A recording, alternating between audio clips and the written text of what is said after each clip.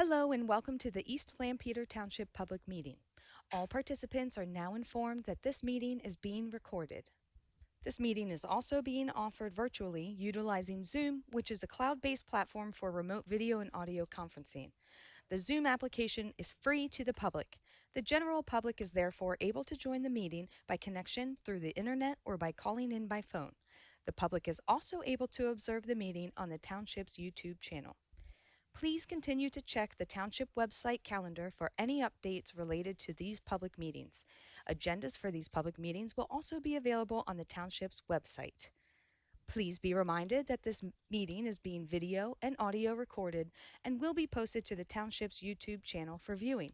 The meeting will now proceed with the chairman calling the meeting to order and identifying all other members present in the meeting room and those joining the meeting via Zoom. The chairman will then confirm those members joining by Zoom can be heard.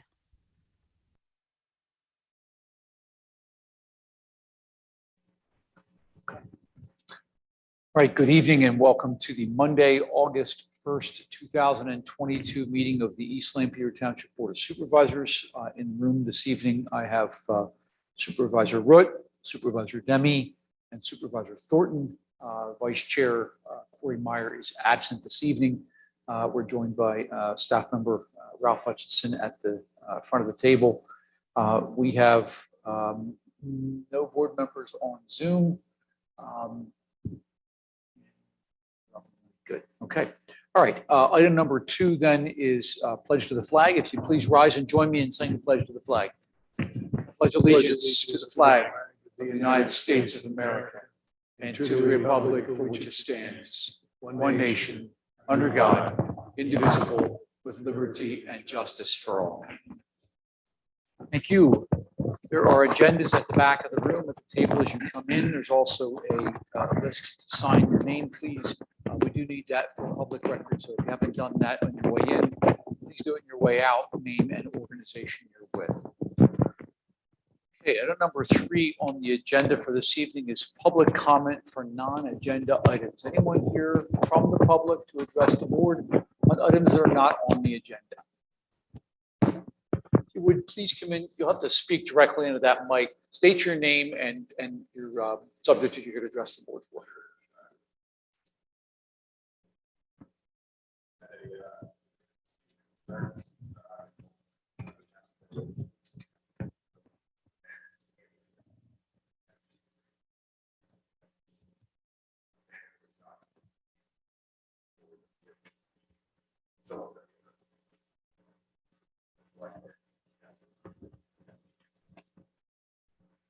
Okay, thank you, Mr. Scott. You live on Millport Road, and I'm assuming you're coming off Lincoln Highway onto Strasburg Pike, and you're seeing some things that are occurring. Can you just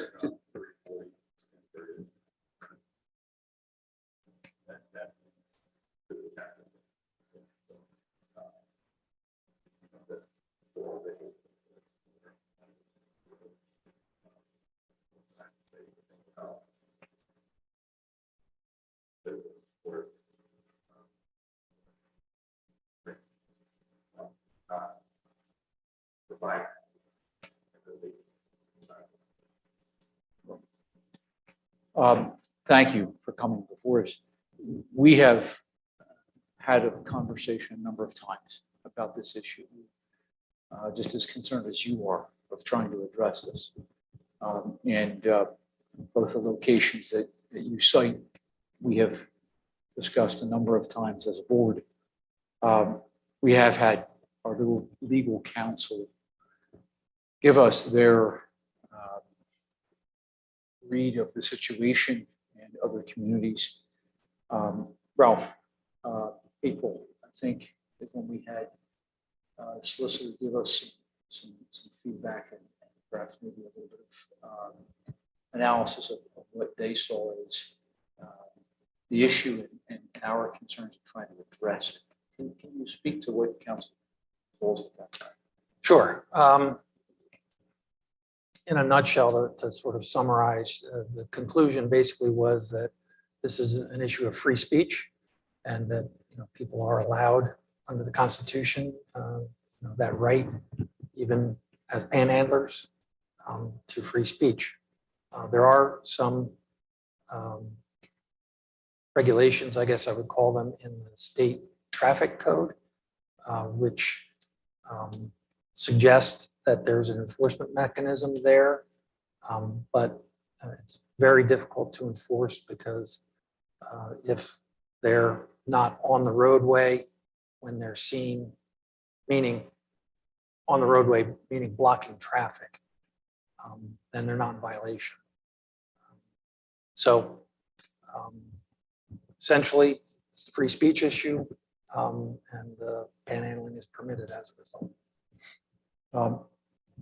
Board, we had some conversation about this, if you recall, back in April, actually probably February and March, and had solicitor give us their thoughts on it. Your thoughts on where that went in April, and now Mr. Scott's concern coming before us again. And any additional ideas or input for staff response to Solicitor Pfeiffer's analysis of it? What are your thoughts? Well, I would agree it's very frustrating, and it looks dangerous when it's happening. The attorneys have told us of cases that have been upheld under a free speech protection. Seems substantial that someone with a law degree is going to look at it and say you're going to have a difficult time prosecuting somebody under an ordinance that you would pass that says you can't do that. There are plenty of examples they gave us. But I think there are questions about what does it mean to be on the road. I believe if someone gets too close to the car, it's dangerous for the driver, sometimes even to pull away from them. Whether they're leaning over, are they stepping on the road, are they still on the berm of the road? And that could be looked at a bit more, and or at least our police department, which I think they're very aware too, but the littering problem is certainly something that someone just can't litter anywhere they want, and to maybe surveil that a bit and see what's happening in those spots. Personally, I've seen it the intersection closer to turning to where you live, sir. That's dangerous. They're on the mediums. I'm not quite sure if we have that question answered. Standing on the medium in the middle of the road, which is designed to be in the middle of the road, but is at the road. I'm seeing people sitting on a medium. That I'm not sure if that's private property or not. Oh.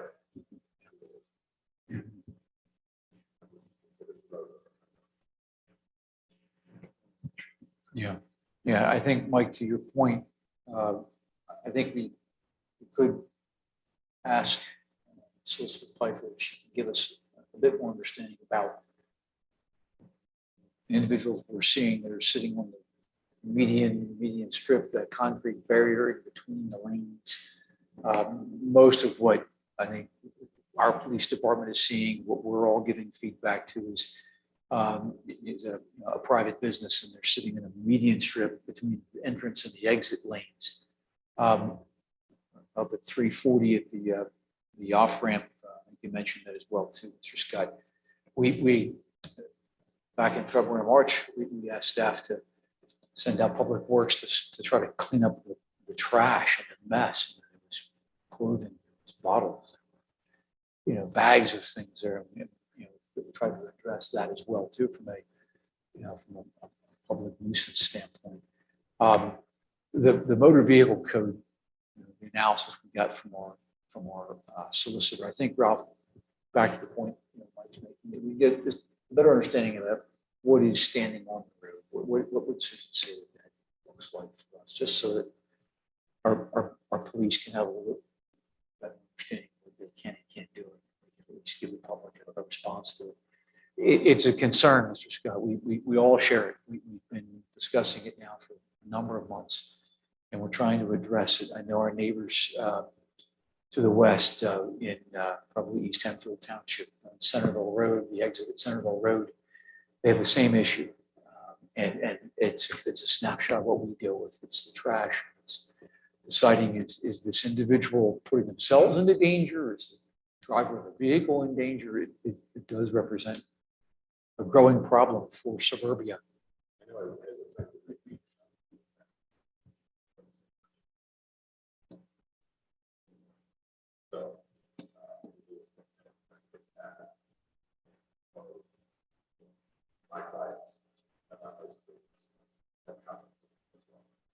So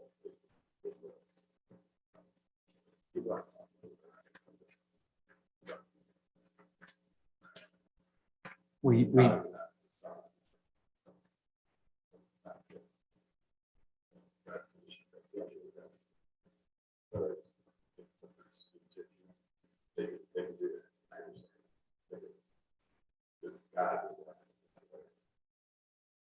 I'm sure if I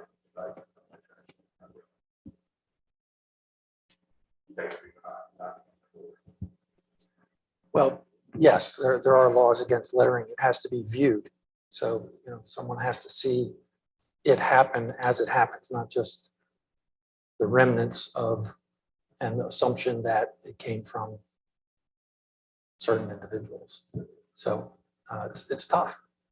that's the challenge, Mr. Scott, is, we need to adhere to local ordinances, but obviously we're under, the watching eye of state law and federal law and eventually constitutional guidelines. And, to see someone standing on a berm, talking to a car that's parked there and someone's got their window down and they're talking to them, you can't have our police swoop in and say that this person that's standing there talking just left all that litter there. Unless they see them throw it there, it's a pretty tough situation.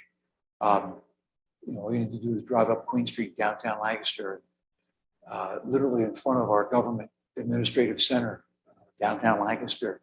And any one day or night, there are many persons that are panhandling, sleeping on benches, and the city and the county's having a tough time dealing with this. So you have our commitment. We'll address the things that we just said. We'll try to get better understanding from our solicitor about the median strip and where someone is using that as a place for engaging in some of this. As far as the litter goes, we'll continue to have Public Works looking at some of these spaces, these areas, and if there's trash that's accumulating, can we continue to try to remove that debris that's piling up? What are your concerns? What staff's concerns about? Well, it could become a rather large commitment. Most of these locations are along state highways, so perhaps we should engage PennDOT in that effort rather than township staff. We are running somewhat shorthanded in Public Works these days, so. I would encourage that. I think we need to reach out to PennDOT and engage them in this as well too, because as you said, a couple of locations we just talked about this evening are in fact state maintained roadways. Thanks, Phil. Sure.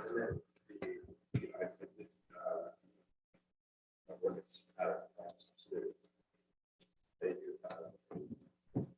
there is verbiage to address that if that can happen.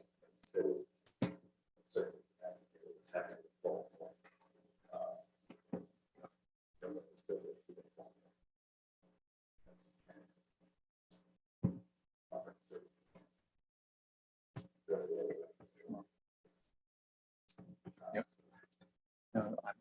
I'm with you. Yep.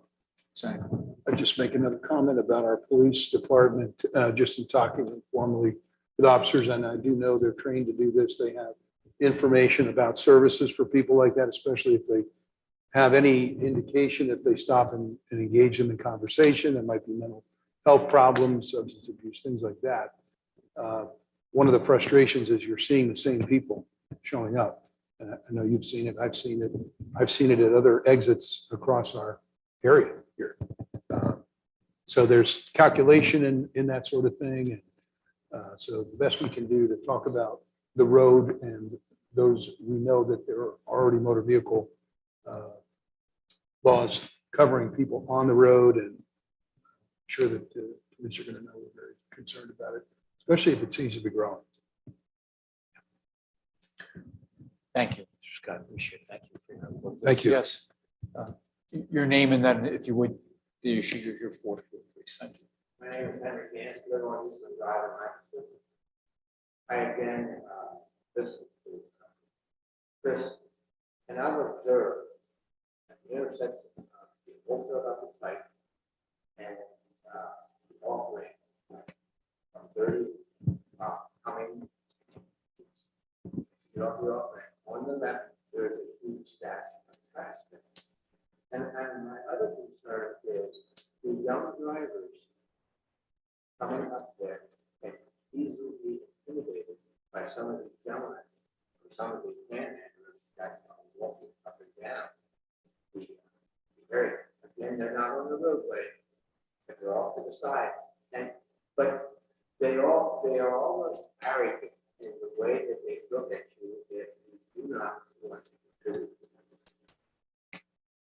So again, I just like a voice of concern. I understand free speech, freedom of speech, whatever you do. Listen, but again, there's concern of young drivers. I have granddaughters and grandsons that have just turned 16. That kind of intimidation doesn't help them in the drive, improving the drive. Thank you, Mr. Gans. Appreciate that. Once again, we will continue to send from this board to staff, to the police department, that it's an issue that we are all concerned about, and we're asking that they stay highly engaged in it. I think Mike said earlier, he knows personally from conversations he had that, the police department is attuned to the issue. They're keeping their eyes and ears open. They have to be cautious about how they handle themselves.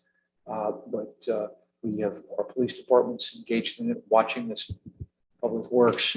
We'll get a opinion from our solicitor and some of the items that we just talked about that are open for some interpretation, and see if we can't use the motor vehicle code for addressing some of this. I think throughout the suburban townships, I think we're all starting to see some activities that we hadn't seen in the suburbs in Lancaster County for many years. And it's starting to raise questions of how do we address it, how do we deal with it. So, okay. Anything else? Or Ethan? No? Mike? Okay. All right. Thank you very much. Okay. Anyone else here for public comment? Anyone? There's none by chat and none by email. Okay. All right. Thank you. Okay, item number 4, moving on to our consent agenda. We have approval of this evening's Board of Supervisors meeting agenda for August 1st, 2022. We have approval of the minutes of the Monday, July 11th, 2022 regular meeting of the Board of Supervisors. And we have approval to pay invoices from all funds for a total of $678,176.53. There are several items of note. $160,494.44 to H&K Group for paving and roadways out of Fund 35. That's our Highway Aid Fund. $49,552.76 to H&K Group for paving of Community Park, Hobson Road Community Park. Is that Ralph? Yes. $35,478.24 to 10-8 Emergency Vehicle Services for decommissioning of our 2 police vehicles. Okay, those are all the items in the consent agenda. Is there a motion? Make a motion to approve the consent agenda as presented. Second. Okay, motion by Ethan, seconded by Mike. Questions or concerns? Hearing none. Those in favor? Aye. Those opposed? Okay, motion carries. Thank you, guys. Item number 5, old business 5A, request for reduction of financial security. This is for Devon Creek Phase 1A. Devon Creek is a very large residential development on the northwest side of the township at New Holland Avenue and Hornick Road. Ralph the DMA letter of July 26th is calling for a reduction of $131,073.65. We have a balance of $404,862.24. There are a number of items of note. As the applicant has gotten a copy of this letter, correct? Yes. Okay. Any other items, Ralph, to point out to us on this? No. Okay. All right, gentlemen. Make a motion to for escrow reduction of Warrington Phase 1A to reduce the amount to $404,862.24. And just for clarification, we have Devin. What Warrington is on there?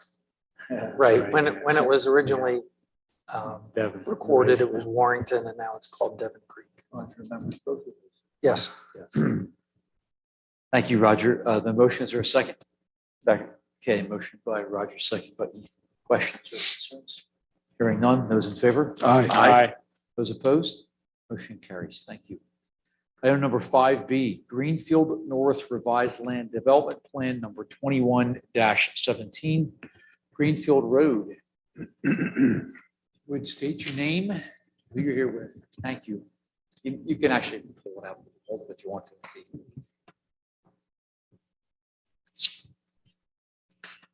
Good evening. I'm Claudia Schenk. I'm an attorney with McNeese, Wallace & Nurick, and I'm here this evening on behalf of High Properties LP. I'm joined tonight by Tony Seitz with High, as well as Dave Miller with Ritu, who's the civil engineer for the project.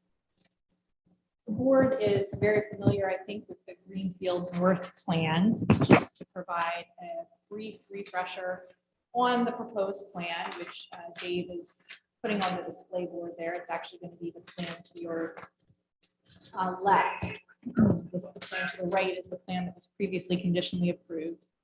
This is roughly a 28-acre property. It's located in the Business Park zoning district. It's also in the central Lancaster County urban growth boundary. I is proposing to construct 4 multifamily buildings with a total of 600 units on the site, as well as 4 clusters of townhomes with a total of 28 units. Public utilities, public water and sewer on the site, as well as a perimeter trail system. In terms of the chronology for this plan, this board originally conditionally approved the plan to your right at your meeting in September of 2021. In December of 2021, we returned before this board to discuss the park and rec fee that would be offered in lieu of dedication of parkland, which was approved at that time. Subsequent to those approvals, High undertook some revisions of the plan, which resulted in the plan, again, pictured to the right. Those revisions included removing some of the underground parking that had originally been provided, eliminating the boulevard that ran down the central green, and then consolidating some of the buildings, resulting in 4 apartment buildings rather than 5. We did present the revisions to the plan, to the Planning Commission, as well as to the board in May, to give you an opportunity to get a feel for the changes before we came here this evening asking for action on the plan. We are in receipt of the David Miller review letter dated July 7th, which is a fairly clean review letter, the most recent review letter for this project. We appeared on July 19th before the Planning Commission and did receive a recommendation of approval of the plan, as well as the waiver requests, of which there are 2. So in terms of our discussion this evening, we'd like to review a few items in the DMA letter with you. They would include those 2 waiver or modification requests. We'd also like to discuss a possible reduction to the off-street parking spaces that are going to be provided for the apartments. That's something we explored following the May meeting at the suggestion of the board to see if there was a need for all of the parking that we showed on the plan originally. And we'd also like to discuss the park and rec fee with the board. There are 13 additional units that are part of this plan. And so that was noted as well in David Miller's comment letter. So I think at this point, if I could turn it over to Tony Seitz, we're going to take those points in reverse order. So we'll start by discussing the park and rec fee. Thank you, Claudia. Appreciate that. Thank you, Claudia, for that introduction. And, Tony, good evening. Good to see you again, Chairman. And, good to be here in front of the board this evening on our request for conditional final approval of the plan for the Greenfield North. I think Claudia hit the highlights in terms of the changes. Just in looking at it again, a couple of points. We really like the consolidation of the courtyard and the elimination of the boulevard that bisects it. This is going to be an active recreation area. The swimming pool is going to be biased more towards building 1. There's now an entrance into a restroom for the pool in building 1. So the pool is kind of biased towards the building. It's also flipped a little bit, so the long way it's going to be parallel to the long side of the building.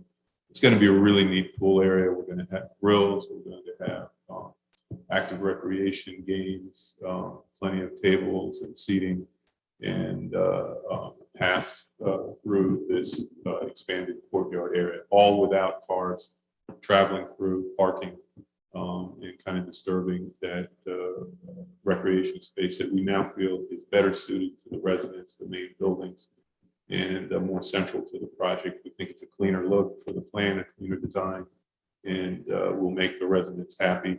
This building, building 4, is really a consolidation and aggregation again of the two smaller L-shaped buildings, 129 units in this building, 156, I believe, building 1, and 157 in building 2, if I have the math right. But about 440 in this central core here.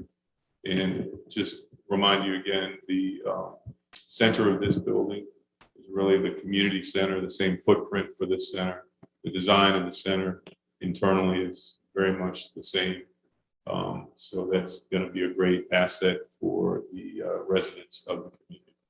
So we feel this is a superior plan in many respects. Again, the main change is the elimination of the underground parking, the elimination of the boulevard, the consolidation of the buildings, clean design.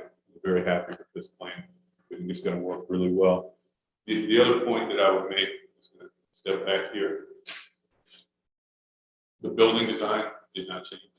So what you liked about this design is not going to change. 5-story buildings with a nice masonry base. Good mix of classic materials. We've got the brick, we've got the hardy lap, we have the hardy panels, we have the cornice roofs with the braces. Kind of a little bit of a undulating flow to the building to kind of break up a long expanse. Where that's present, the balconies, these are going to be really nice buildings. Very much in keeping with the quality and design of the reserve, and we feel we're going to really fit the community and be the asset we want it to be. We all want it to be. So building design didn't change. Site design. Good. Kind of getting back to the points that Claudia said we were going to touch on. I want to start with the open space. In December, we received a letter with after our meeting in December, we received a letter memorializing the decision that the board made after a pretty lengthy meeting in December to discuss open space. We put a lot of time into preparation for that meeting, as I'm sure you all appreciate. And I think we all came out of the meeting feeling that we reached an accommodation, we certainly, had accepted that decision before, but shortly after we received the letter. Our position this evening is we'd like to stay within the confines and the logic of that decision. There is a small gain in density with this plan. There are 13 additional units, but we are providing additional open space, recreational space that more than make up for the requirements of that de minimis gain of 13 additional units. So our position is, and our request is to stay within the logic and the confines of the decision that was issued in December. Rather than and not go down the length of path we did previously. In terms of parking, I'd just say, that was a conversation that came up in the last preview that we had with the board. There was a discussion of parking. We feel that, having looked at this, that there certainly is an opportunity for a reduction in parking. We went to back to the ordinance, and in section 22160F2A of the zoning ordinance, it permits a reduction of up to 20% in off-street parking if the landowner can provide documentation from a published authority to support the total number of required spaces. I think we provided a supporting information from the ITE manual that showed an average of ratio of 1.4 spaces per unit for a typical multifamily community of this size. And we think that that is a good ratio. That would mean a reduction of 75 spaces to get to that 1.4 spaces per unit. The main candidates for reduction of the spaces alongside the townhomes, there are 59 spaces in this area that are remote. This makes up 59 spaces. It's required for the apartment buildings, not for the townhomes. The townhomes are self-contained. They have their spaces within the driveways for the townhomes. So these spaces are really required under the ordinance for the apartment community. In really evaluating this plan again after our meeting, we feel that these are remote spaces, not that likely to be used. They're a great candidate for reducing impervious and not paving those spaces. And they would have minimal impact, not paving them be minimal impact to any other aspects of the design for the community. That's 59. The additional 16, we think there are opportunities between the main, the courtyard and building 4 to possibly reduce some spaces. We did look at spaces behind here as well as being good candidates. This potentially could impact more of the design, but they're also remote. So we feel there are a couple opportunities to reduce those spaces. Those are really the main points that I wanted to cover. I'm going to ask Dave to address the Scott Hayden letter at this point.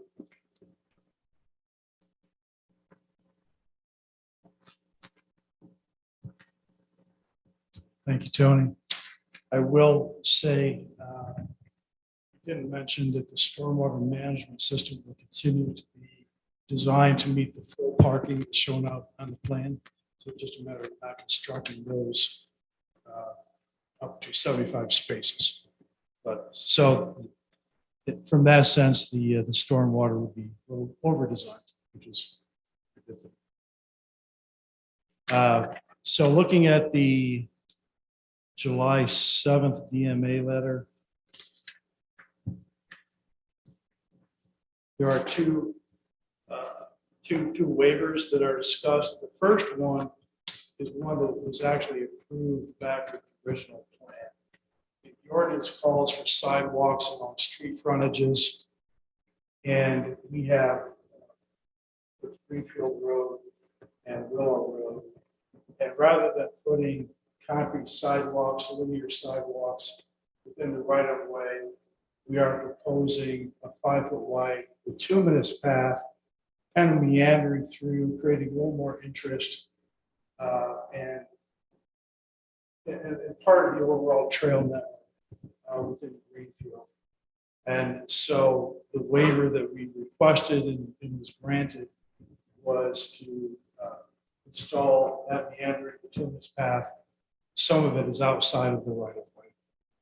That waiver was approved, and DMA only mentions it. The italics there is that with the final plan, before recording, we need to add meets and bounds. So that's why that first one is mentioned. There's been no change to that with this plan. The second waiver request is related to the type of curb.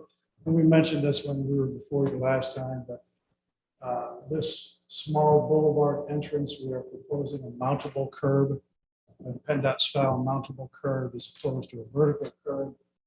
That is something that was requested by our companies in their review, just to give them a little bit more of a buffer. We've shown that the trucks will not hit the curb, but just a little bit more. So this is the only area where we're asking for that waiver from. And DMA supports that. Okay. You might want to mention that the pool, device, the front shop, fire.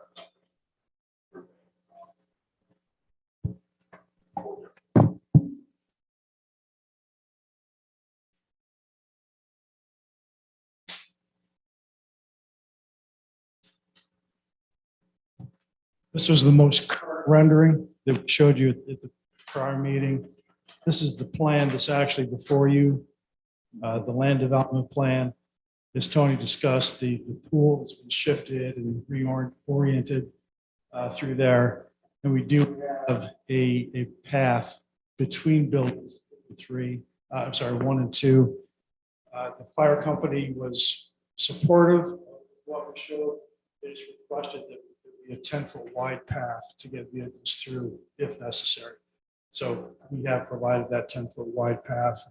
I think we've had 3 meetings at least with both fire companies, and they are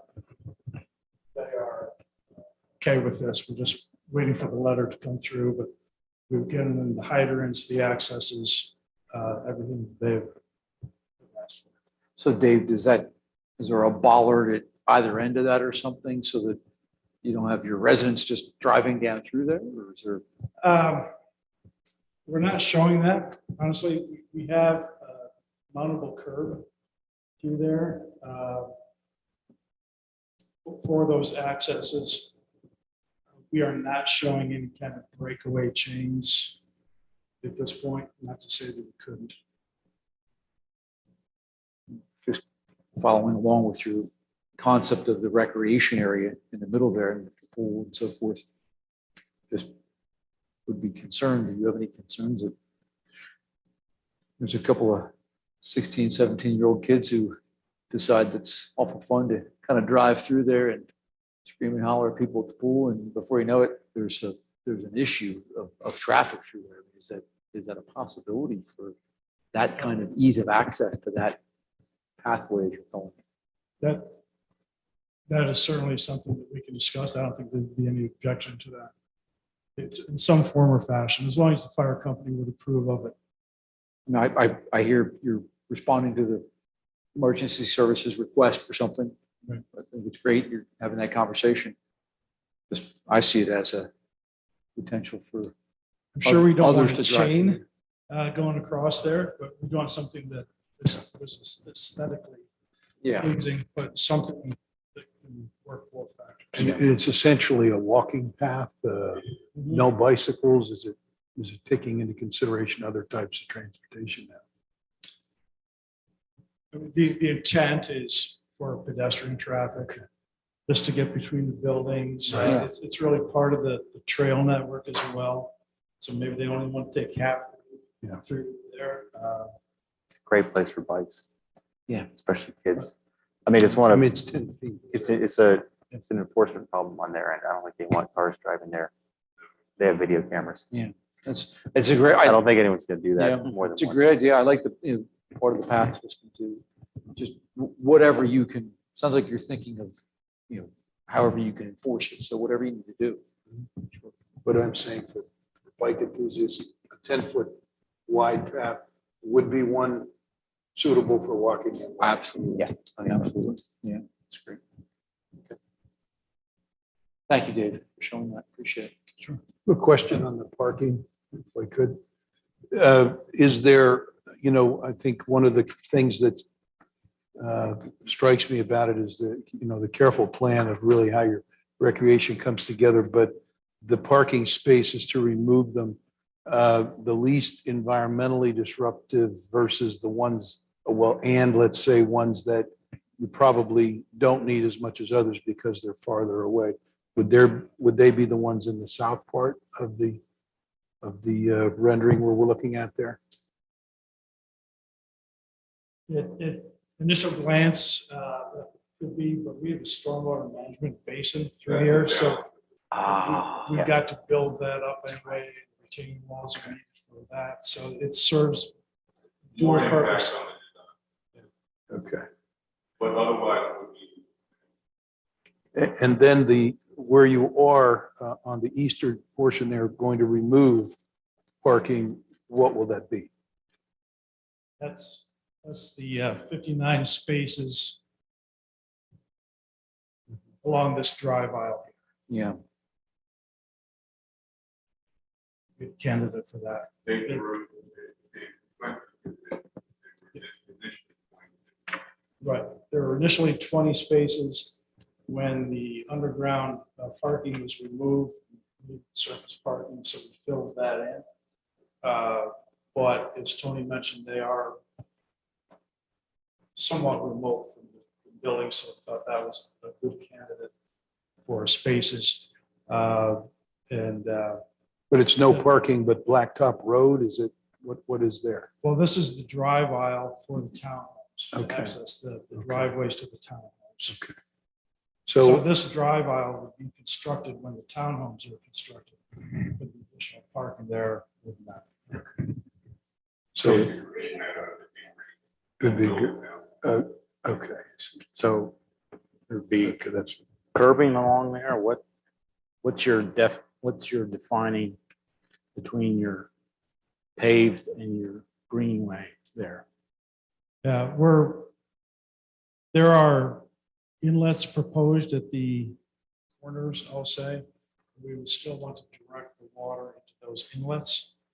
So we may have, we're looking at swale of some sort, maybe a bituminous curb, something that could be easily removed in the event that parking is desired in the future. and a visitor to the townhomes, where would they park? More than likely.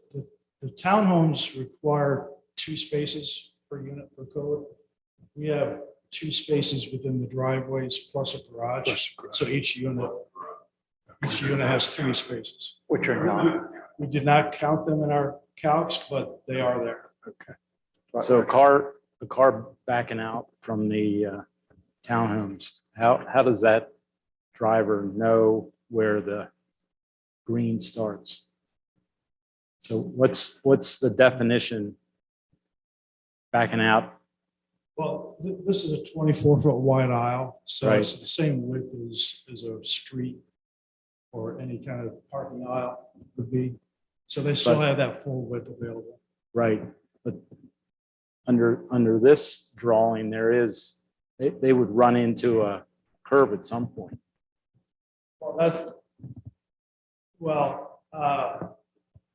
But that curb, I'll call it a curb, whether it's Okay. bituminous or what, would still be 24 feet. Right, Just like a street would be if the street was curved. And I'm talking about just like maybe a 2-inch type curb to channel the water. and the calculations you used, again, you named a company that you used to drop 76 spaces. Who was that? Oh, ITE, Institute of Transportation Engineering. All right, Thank you, Claudia. thank you. Okay, gentlemen, we've had some conversations about the parking reduction, about the waivers and modifications. Dave, you're saying 2 modifications, obviously the easement for the perimeter walkway and the PennDOT mountable curb. Those are 2 items you wanted to speak to. So, okay. Right. And then Tony spoke to the parking rec. So let's go back to that if we can. So the conversation that we had September or December, we came to a conclusion that there was a dollar amount, and then we were looking at the fees that we're being put towards the pathway, heritage pathway. And then we were looking at a incremental paying of fees then for the buildings over time. So that is the one adjustment we would propose to what was initially done, because there were 5 apartment buildings and now there are 4. So instead of a $30,000 payment at the time of building permit for each building, it would be a $37,500 payment at the time of building permit for each building. So you're proposing, Claudia, to take it to 37.5 to account for 4, as Right. opposed to the 30 to account for the 5. Same total, but a different. Okay. The additional acres, the additional units, 13 units, I believe is what we're looking at, additional 13 units. Your argument for not recognizing those as additional fees, Claudia, help us to understand. Sure, and I do have a chart that I can hand out that may be helpful, but essentially the 13 additional units, we've increased the amount of open space that's being provided with this plan. And there's How much increase since the last one we approved, what's the increase in new open space? Thanks. Thank you.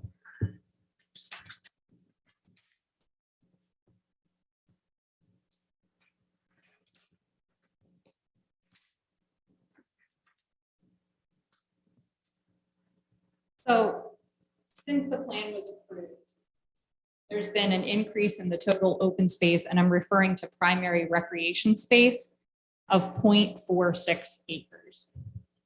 So and what you have on this chart is at the top of the chart, you have the numbers that were provided when we initially came before the board in September in terms of the park and rec calculation and the open space calculation. Below, you have the numbers for the current plan. And what I've done is just pulled out the 13 additional dwelling units and then the amount of open space that those 13 units would require, which is 0.351 acres, so 0.027 acres per unit. Then if you go down to the chart below, I've broken down that 0.3 acres into minimum primary recreation space and greenway space. So 70% of it's required to be recreation space and 30% of it's required to be greenway. With regard to the greenway, we've always been well in excess of greenway space being provided above and beyond what's required. Of course, that can only make up 30% of the fee, but I'd represent that we're in good shape with regard to the greenway space for these 13 additional units. The item for discussion has always been the primary recreation space. In this particular case, we'd require an additional 0.246 acres, and our revised plan shows an additional 0.46 acres. And that is primarily accounted for in the central green area. So by removing that boulevard that was running through the center of that green, we've created some additional active recreational space in the open space area. So my argument is, or what I'd submit to you is, if you take these 13 units and separate them out from the prior discussion, they are accounted for by this plan in terms of the additional open space.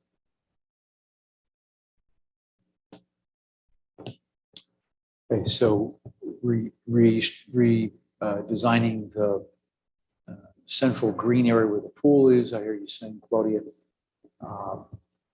you're not accounting, I think, in this conversation for additional green space where the 59 parking spaces are. Tony, is that? We're not. So really what I'm trying to do is compare apples to apples, where we were in December, where we are today. And I think we're focusing on the primary recreation spaces. And our position is the 13 additional units of that increment will provide more additional primary residential at this point. That will cover, that is required.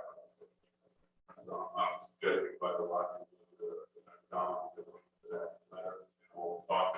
So, in a sense, I think that was the production from that. Just to stay with it. I mean, that works for me. I mean, if you run the initial numbers where it's either $650 a unit, but then they're adding back in acreage If you do the math from before, we were essentially 23 grand an acre. So either we keep it the same or we reduce it by 2,500 to 5 grand. Mike, thoughts? And the Math pool's the works. same size, Thank you. just moved over, but it's the same size, just, it's a little bigger, okay. The big issue here was the movement of the road Road. and the parking space. We had a lot of space along the side of that. Mike, thoughts? And also, I'm sorry, there was a pretty large entrance into the underground garage. So that ran to the underground garage. Okay, I love it. Yeah, that's true. Thank you. Roger. Okay. Ethan's calculations are, I have no problem with these. And what I'm hearing, Tony, is, there's a potential for some additional green space that may come as a result of the townhouse parking 59 going away, but at this point, it is what it is. Okay, so total calculation, Ralph, are you tracking with what the board is discussing here? What are your thoughts? What staff's thoughts? I hear the board. Completely disagree. But I hear the board. Give us your reasoning. Yeah, lawn area does not count as recreation space. So, just making parking spaces green instead of asphalt should not count toward the amount of park and open space being provided. The walkway areas, which are essentially sidewalks along Ben Franklin, Greenfield, and Willow, sidewalks would be required anyway. So there's no reason that should be counted towards their meeting the park and open space requirements. The trail along the, greenway space should be part of the greenway space.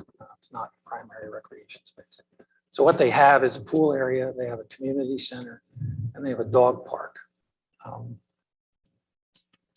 The board is not seen, and staff, is just getting information tonight about what's being proposed. We haven't had an opportunity to review or analyze it.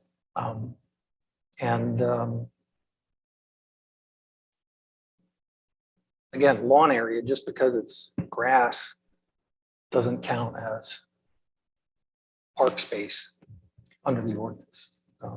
That'd be, in a normal residential subdivision somewhere, that'd be like counting everybody's backyard as park space, which it isn't. Yeah, but I mean, this we already hashed out once before, so we either or already made a decision. So either we can relitigate and remake that decision, or we can say, look, we set the fee at $400,000 and the requirement acres, you just divide 400,000 by the 16.956 acres. So we can either haggle over, there's no new green space in this plan and they owe us $8,455, or there's a lot more green space in this plan and we owe them $5,000. In the grand scheme of things, I can see that there's more green space in the common area. It makes sense to not spend our time haggling or relitigating everything we already argued about the last time. Yeah, I was just trying to address the suggestion that there's more green space. There isn't. Well, and I think if I could respond briefly, that was kind of the goal, is just to focus on these 13 units. And with regard to the additional green space we are providing, that is within the central green. So that I would submit that that's an active recreation space. We are not adding, or I don't think Dave has added in the green space that would account for the parking reduction into that calculation. You're just to stress, you're focusing on the central green area in and around the pool where you've eliminated the boulevard and the parking that was there. Correct. Ralph, back to Ethan's point, we discussed at great length and came up with a calculation back in the fall. And what I'm hearing you saying, Ethan, is let's stay consistent with the way we calculated that. and apply that same logic to what we're seeing the new plan look like. We negotiated an agreed upon number. We didn't agree on the calculation because that was a long discussion that ended up going nowhere. So we arrived at a number that the board was comfortable with and the applicant was comfortable with, and that was the number. So I think we should honor that number. We can recalculate that number into the additional units, and you can argue about the additional green space, but again, we're talking small dollar amount relative to the $400,000 we're already getting. Mike, thoughts? Stay with the original. Roger? Same. Okay, all right. Okay, so as per the Parks and Rec and Open Space, I'm hearing the board say no motion. There'll have to be a motion, but that we're comfortable moving in the direction that we established back. Okay. Parking reduction, 2 waivers and modifications, Park Rec and Open Space. Those are the 3 issues you wanted to talk to us about, Claudia. Correct. Okay. All right. We have the DMA letter of July the 7th, gentlemen. Let's see, where did I do with that? Here somewhere. Oh, here. So we have that. Is there anything, staff, anything else on this letter of July the 7th? All the subdivision land development points, Claudia, you guys have read through it. You guys are good with it. The stormwater management, I'm hearing David. No concern. This is a different David Miller, just so, you know, talking David Miller. When I first started, I found that very confusing. When he stepped up before me one time before, I went, that's not David Miller. He's good. We've got, 11, 12 pages there or something. You've read it all. Good. Accepting it. Okay. Comfortable with it, yes. Staff. Yeah, we had a few additional issues, which we would consider minor. We feel that there ought to be a connecting sidewalk to the intersection, Greenfield Road and Willow Road. That's not reflected there with an appropriate crosswalk crossing over Greenfield Road. Greenfield and Willow, in that map, it's the top right-hand corner. Dave, Tony, you hear staff's concern looking at that corner and raising a concern about a crosswalk there.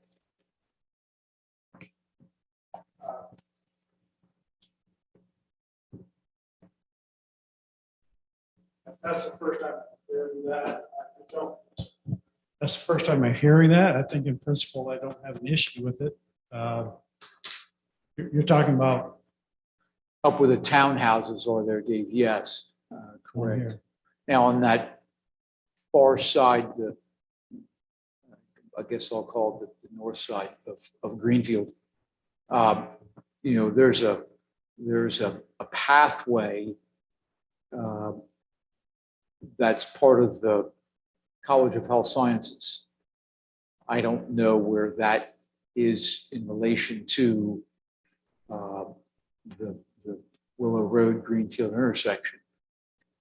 That also meanders, so I don't know exactly where it is at that point. I believe it comes to the corner. The pathway comes to the corner there. Yeah, I think it's more like a sidewalk up at that point. I can't say it, Dave, but I'm hearing from staff that they're concerned there's not a connecting point with a pedestrian crosswalk from those 2 sides of Greenfield Road. And I'm not arguing, I'm thinking this through. There is a fully signalized intersection with crosswalks here at Ben Franklin Boulevard. The old place for that crossing. But we do have a curb cut and the sidewalk currently on Greenfield Road on the opposite side comes right down and meets Greenfield Road at the intersection. So we have an accessible ramp onto that sidewalk, which then goes down. So anyone who's walking up that sidewalk, they're going to walk across the grass over the curb and across that street. Let's just connect it. Makes sense. I don't, unless there's some engineering reason that we come across doing that, I don't see an issue with that.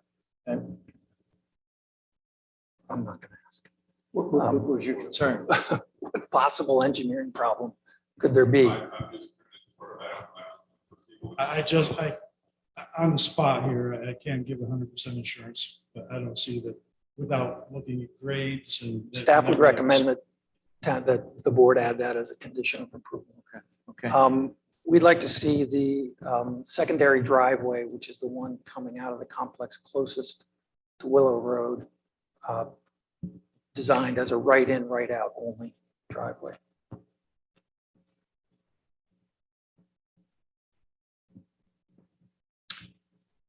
We'd like to see a dedicated left turn lane on Greenfield Road at the main entrance to the proposed development as well. It is a 3-lane section out there, and a dedicated left coming into that main entrance ought to be provided. Referring to this as the main entrance or Ben Franklin Boulevard? Ben Franklin Boulevard is a public street. The main entrance to the complex is a driveway.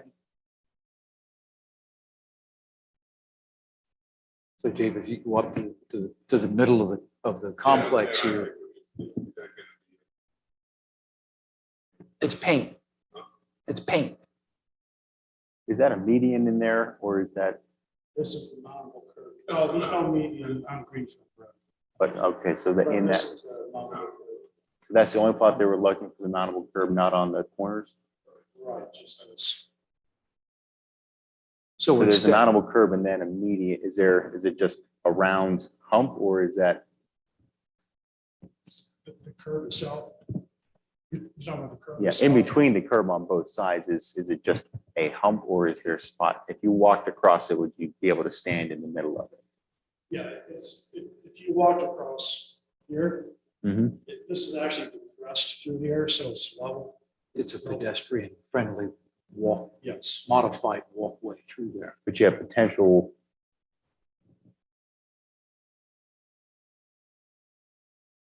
I guess I'd have to see, because I don't know why you'd put I mean, this is my other one I was going to bring up, but this is sort of a separate one, but if we can get a fire truck through there currently based off of the turning radius, the point of having the curbs is to protect the pedestrians there. So I think it's just because it's easier if there's a fire, you might not hurt your wheel. I'd rather keep the pedestrians safe the other 99.99% of the time. So I'm not necessarily in favor of adding that rolled over curb to that section anyway, because the goal is to protect the pedestrians who are crossing at that point. But that would be a non-issue at all if we're trying to fit more cars into that spot. That would be a depressed curve there regardless of what the island itself is. So if it was a vertical curve, we would still have a depression. For the walk area, Yes. but in other words, if a car is coming up or turning in too tight and there's a pedestrian right there, it would, as currently designed, it would hit a curb and deflect. If it's a rolled over curb, that really doesn't offer any pedestrian protection.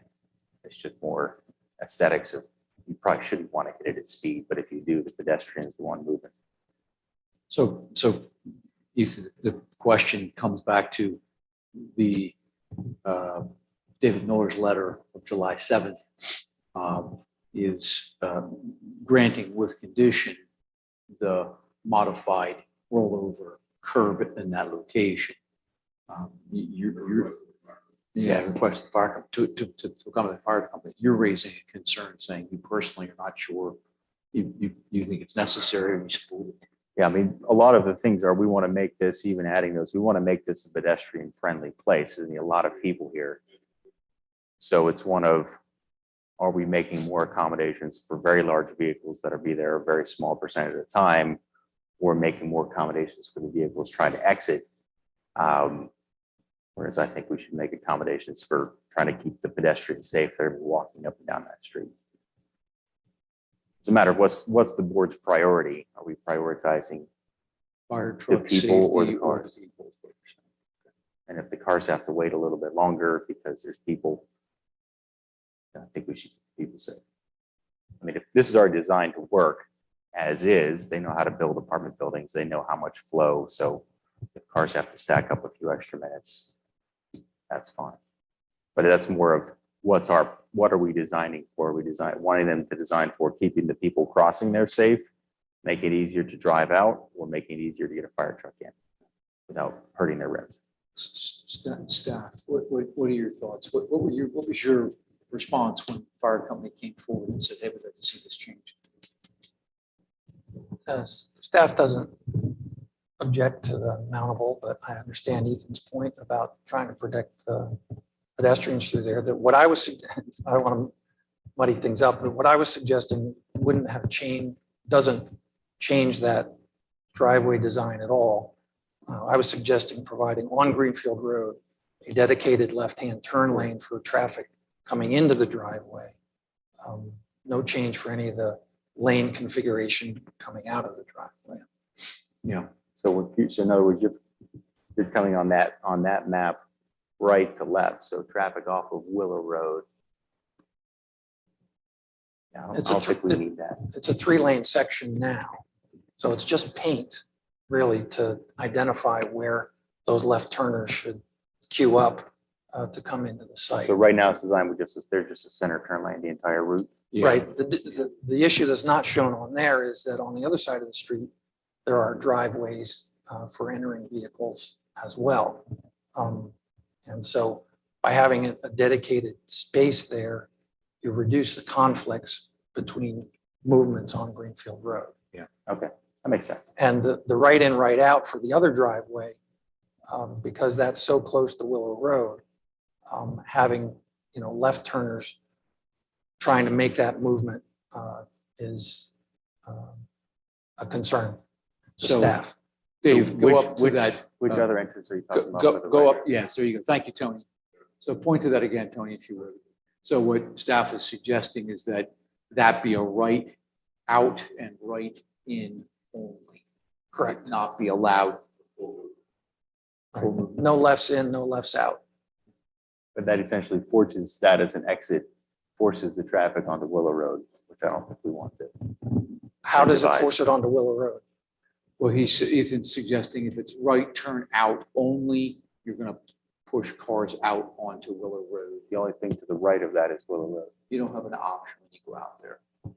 Right, but traffic that wants to go that direction is going that direction in this design as well. It doesn't change anything by making it right in. Unless they're Right out. backed up at the other one. Is your main entrance, Dave, the pedestrian separated? That's your main entrance. Yes. Okay. Certainly would help pedestrians if that was right in, right out. I'm kind of processing this. These were not changed the prior plan. Prior plan. Full movement, if I make this right in, right out, now pushing this traffic down to forcing it through other entrances where I've got pedestrians and other movements happening. How far from Willow Road is that entrance?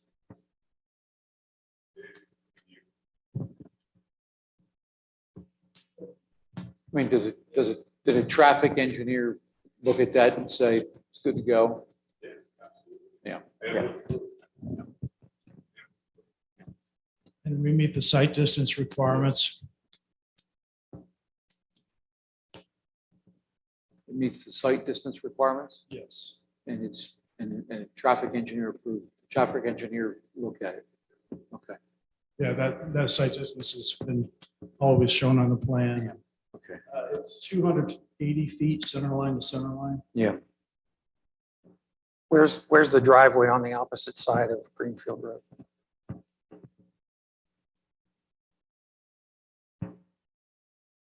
Down where the entrance is, isn't This it? one.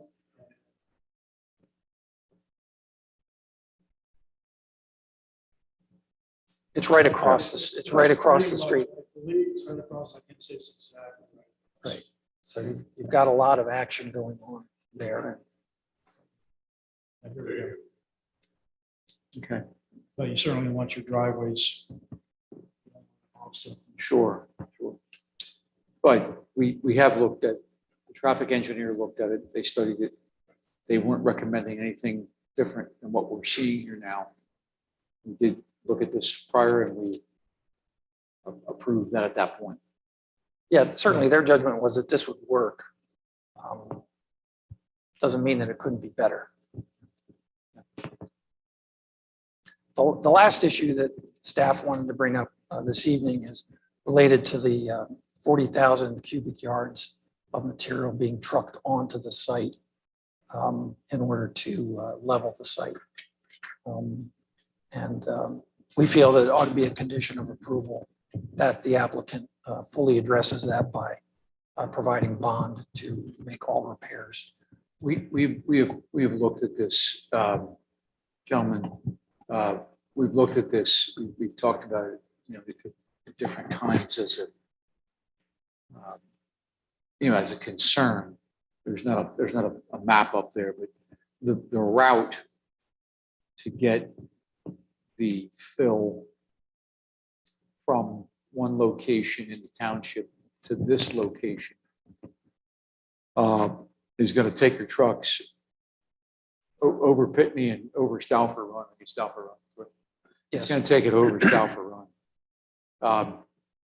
It has a potential significant impact upon the bridge, the culvert on Pitney Road over Stauffer Run. As well as the roads themselves. As well as the roads themselves. But it's certainly a question and concern that we have. Your thoughts, Tony? We've discussed that since the issue came up.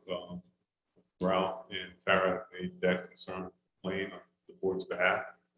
I've looked into it and we're prepared to bond against it, to provide that indemnity against it. I have an estimate from Kinsley on the potential to the cost of reconstruction of the culvert in the mill and overlay of the stretch of road. And I'll share that information, that preliminary information with Tara last week. I'm working on the bond form. I still don't have a final answer on that, but I understand the concern.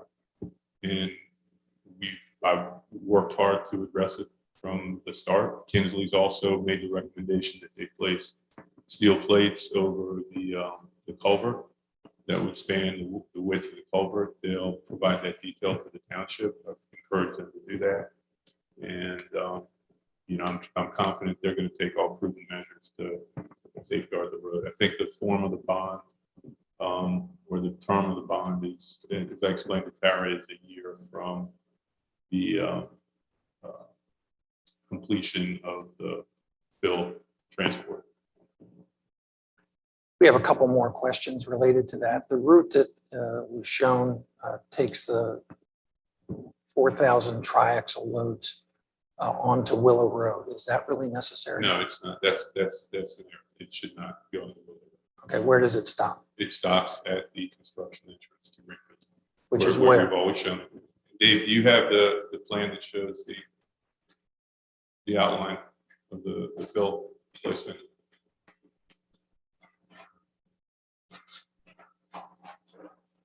He just superimposed. It's hard to see, but if you can follow where Dave's sketching with his finger, that's the outline of the area of disturbance, the fill placement really concentrated in that building 2 area. And there currently is a driveway onto the site, roughly lined up with the boulevard entrance, and that's where they're returning. So the route that I think Kinsley provided showed a turn onto Willow. I called them out on that. Not correct. They would not be traveling on Willow. Okay, so the route coming here will be no cross to Pitney to Greenfield and in that driveway off of Greenfield. Yes. And the return route is identical? Okay.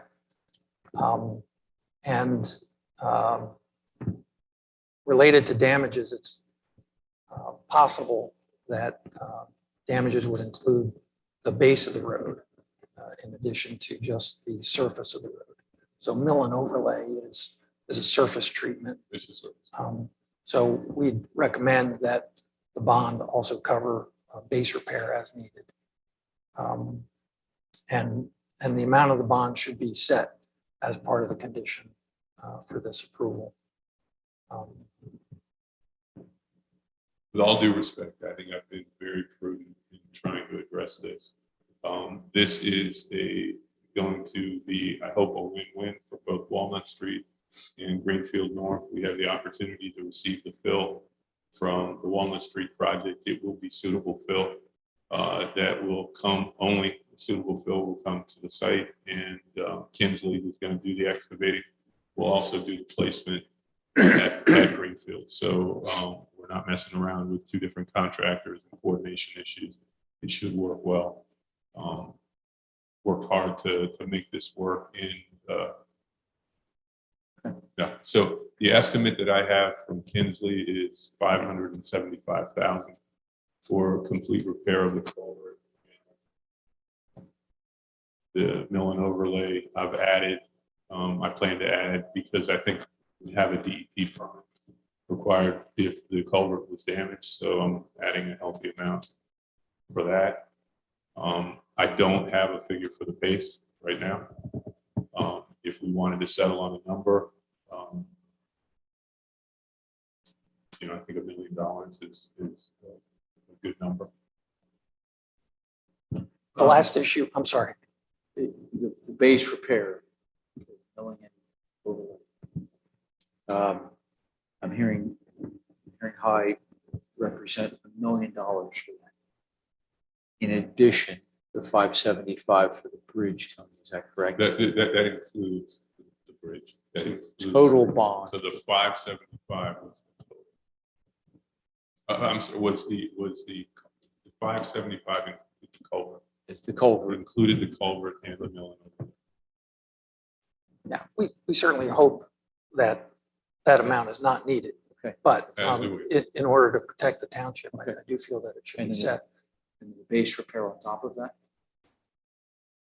See, I don't, I'm I don't not know trying to back how into the much- corner, Tony, just trying to make sure I'm understanding. Because staff is suggesting, I think it's correct, that in any kind of a motion, any kind of agreement, a condition, I think we're going to have to make note of this. the last part of this, if I may, that's a concern is related to the timing of this. I believe the trucking operations likely to happen, over September and October of this year. Once you get to October, you can't really do paving work. You can do some base repair, but you can't do a full paving job in November. The temperatures typically don't work. So if we have to go through a winter with damaged roadways, that's a concern. And then the timing hopefully would be in the spring of next year that whatever repairs are needed would be completed at that time. So the concern would be that, if they're damaged to the point where snow plowing operations and other winter activities are going to be a problem, there ought to be some sort of temporary repairs included to get us through winter in a logical way. Okay, so let me ask Tony if I can, the bond for security for the culvert, the bridge over the culvert, and then separately for base repair. Staff is hopeful, as we all are, and we're all working at this to make it successful. But if we should get into fall, and we can't address things, what's that look like, Tony, in a bond amount for you? I mean, I'm being, the cost that I have now for the 2-inch mill and overlay, and it's 17,500 square yards. That includes the route that we discussed and the turnoff of Greenfield Road, the reconstruction of the existing box culvert on Pitney, the traffic control and flagging. The asphalt costs are based on the current asphalt index. That's certainly subject to change, but the current budgetary price to do that work is 575,000. Before the discussion tonight, I was prepared to increase that to 750,000 to account for DEP and any other extraneous costs that might occur with this. I felt that was a prudent means. Kinsley's been at this a long time. They're pretty capable at estimators, and they've already proved their mettle on the bid for Walnut Street. So, but I've increased it to 750. I'm suggesting, I don't have them standing here with me. So, So you're suggesting 425,000 additional bonded monies to cover take a it. step. Okay. Okay. Off the cuff, not being an estimator, No. that number sounds fine to me. I would just want to make sure that included in that language is, base repair and, temporary winter repairs as needed. Okay. Staff, anything else? No. I see your face. Anything else, Claudia? I need to kind of summarize everything that's just been said, so. I prefer to keep the access as depicted on the plans. I just don't like making snap judgment decisions on access. I gave you my concerns regarding the right in, right out relative to the townhomes. When we build them, those folks are going to appreciate the movement that's shown on this plan. And I'm not really comfortable making snap access issues on a project of this magnitude when what you've seen depicted here was approved before and was reviewed pretty extensively. Tony, I'm not sure if I took the temperature or not. Dedicated left turn in off of Greenfield heading north from Willow. It's a center lane now. What staff is suggesting is it gets restriped. Heading south off of I'm sorry, did I Going say- south. If you turn on to Greenfield, basically where there's currently Yeah. yellow line, dotted yellow, heading south on Greenfield, just a dedicated left turn there. just a dedicated left, yep. And then similarly up top, if we don't restrict the in and out, it'd be basically dedicated left turn lanes where applicable. Paint instead of the current, be the exact same thing that was done across the street. So when Penn Medicine went in there, now they have dedicated left ins as well. It would just be the same turning lane, but for the other direction.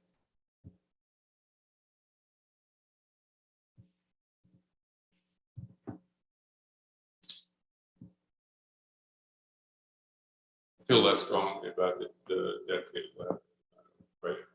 Was not, it's just a turn, just painting the, Yeah, no, I understand. But so it's not restricting the movement. Well, the suggestion here was. Yeah. But over here, yeah, exactly. I feel less strong about that. Yeah, I don't see the need to restrict the movement on the secondary entrance, but putting paint to say turn left here makes sense on both places. 'Cause-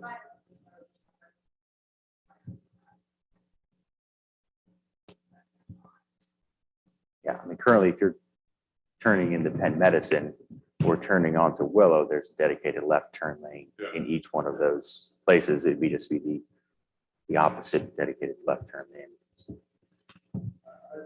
I would just, caution,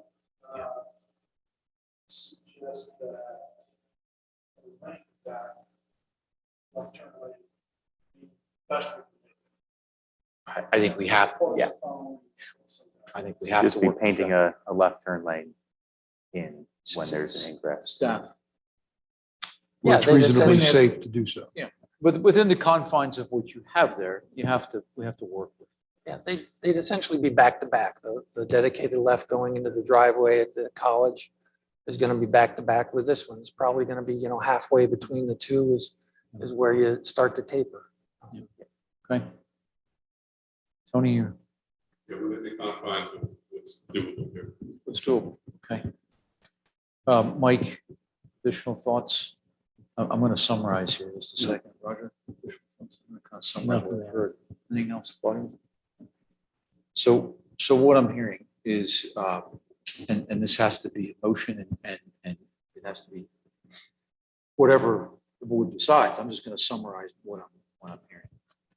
So we've got park, rec, and open space. And I'm hearing the desire to stay within the confines of the logic and the discussion we had before, the agreement we had before.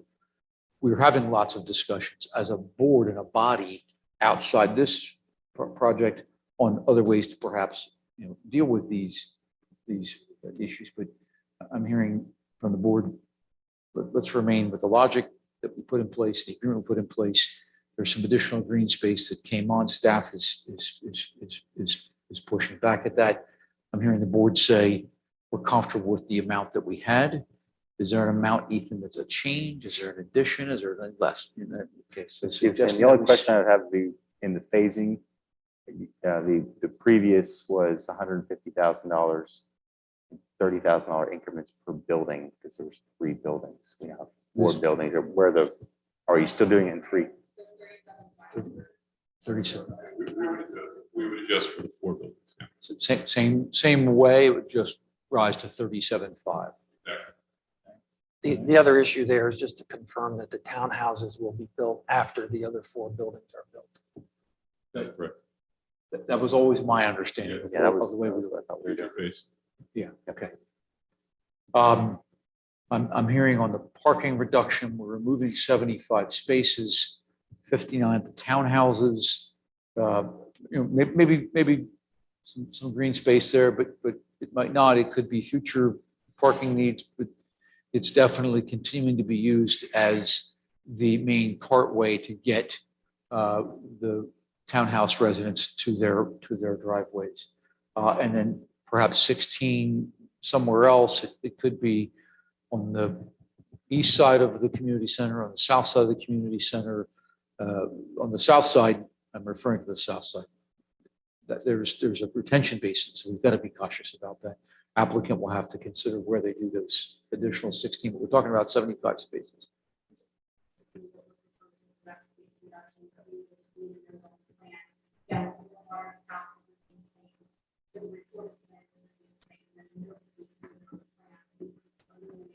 Up to the 75 spaces, by providing the plan, providing staff.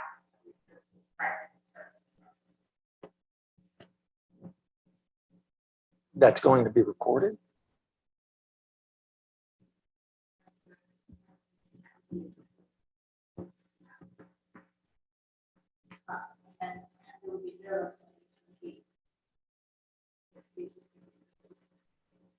Those spaces would then be captured in the as-built plan.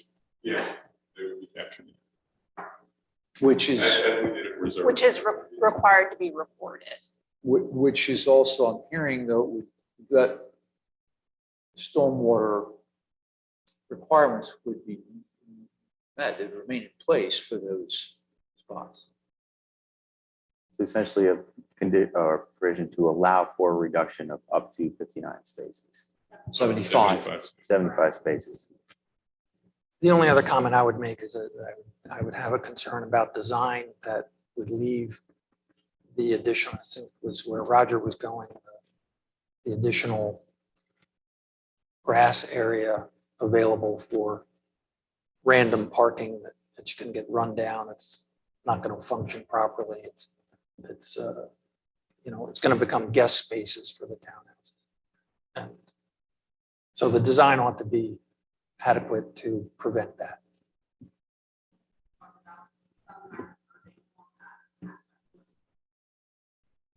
What's our current curbing requirement along the current parking areas?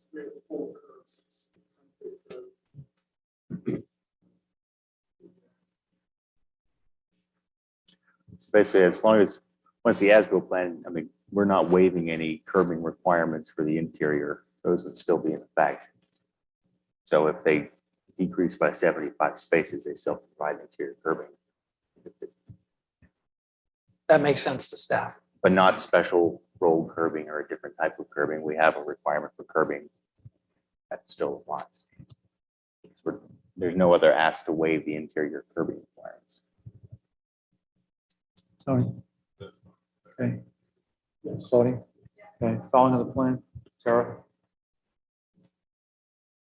I'm hearing the request, the two waivers and modifications per the DMA letter of July 7. Easement for the perimeter walkway and the request by the emergency services for the PennDOT mountable curb. And I'm hearing Ethan raising a question, a concern about safety of pedestrians. Like, you know, I don't have any issue. I understand what you mean. I understand. I get it. You know, I'd rather have the applicant work with, you know, our emergency services and also within the, you know, design standards, open up, you know, pedestrian movement and make pedestrian movement safe. You know, I don't have an issue with the mountable. Roger, thoughts? Mike? On that island? Yeah. I mean, if they've already provided for a turning, my point is they already have a turning radius that a fire truck can get in. It's tight, but it meets the requirement. They felt pretty strongly about this. Okay. All right, so I'm hearing that whoever making a motion needs to consider that. I'm also hearing staff's brought up some additional items. I'm hearing from the board right now, the dedicated left turn on Greenfield.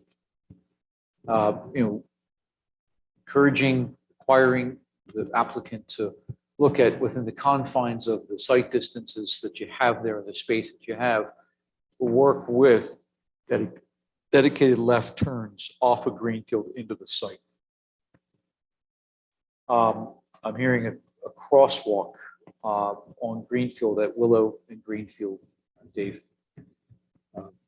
You know, connecting from the townhouse side over to the Pennsylvania College side, and you know, looking at making that pedestrian friendly with a crosswalk there. And I'm also hearing that the dollar amount for the bond for security for $1 million, Tony, for the bridge, in particular the box culvert at the bridge on Pitney, and base repairs should that require it, with staff is suggesting, gentlemen, that there be some sort of consideration for the possibility that we get into the late fall, and that road needs some sort of temporary attention before we get into the paving season in the spring. Those are the items that I'm hearing this board discuss.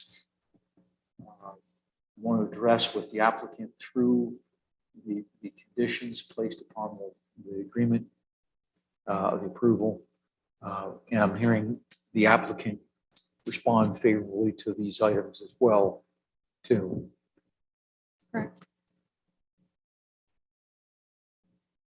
I think you summarized it well. The left turn, practical. Yes. Correct. Correct. All right. Those are the items that I'm hearing from the board. You're already furious. I see it. Keep going.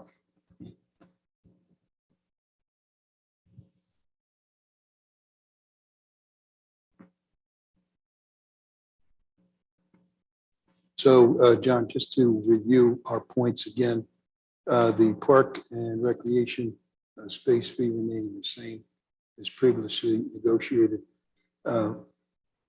Connection or curb cutout made at the intersection of Greenfield and Willow. I'm sorry, say that, what was that last point? A Mike? connection or curb cut made at the connection between, at the intersection of Willow and Greenfield. Pedestrian crosswalk. Pedestrian. Correct.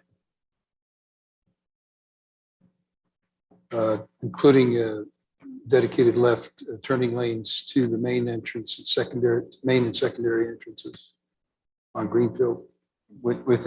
Correct, within the confines of what the space allows for there.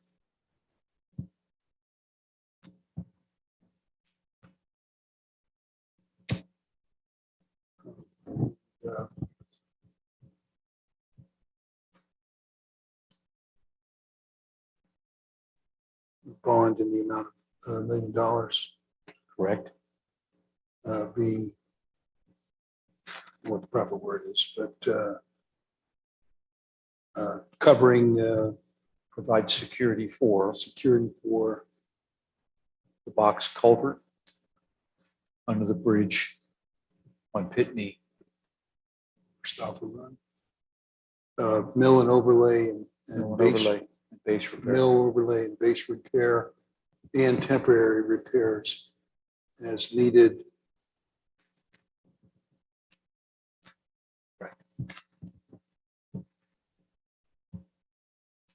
I have a question for staff. Are we comfortable with the 59 spaces if they're removed? 75. No, I'm just talking about the 59. Along where the townhouses are. We comfortable with how that design's gonna come in? Well, we'd like to see the design. It sounds like it would just be, vertical curb, cutting that off. But we'd like to see the design before that's approved. And just one additional point of clarification. I think our intent was for the dedicated left turn lane only to be at the boulevard entrance.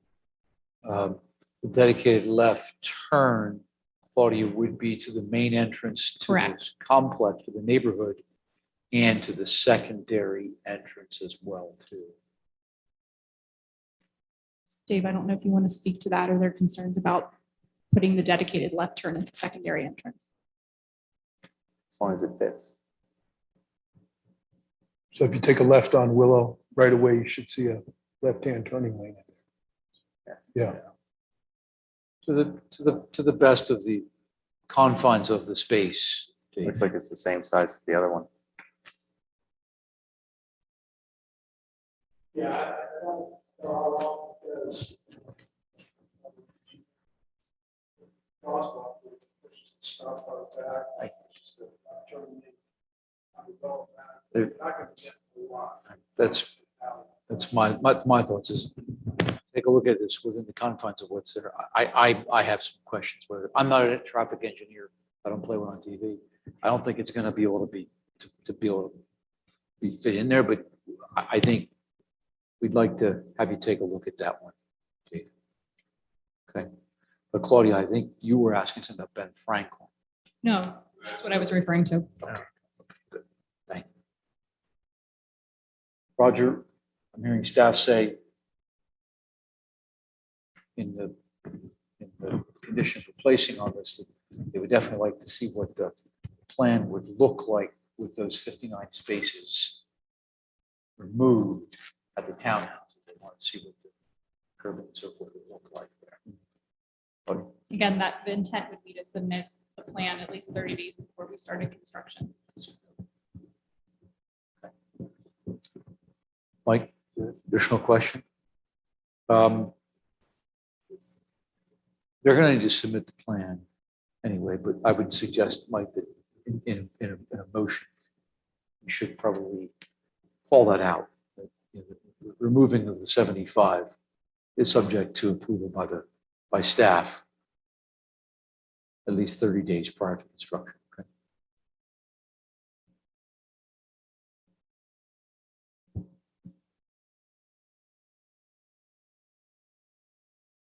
Mike, since you're leaning towards reading a motion here, I can feel it. There are the two waivers and modifications in the DMA letter of July 7th, so you'll need to be considering those as well too.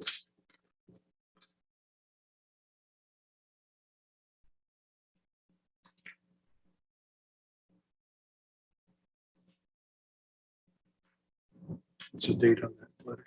July 7th. July 7th.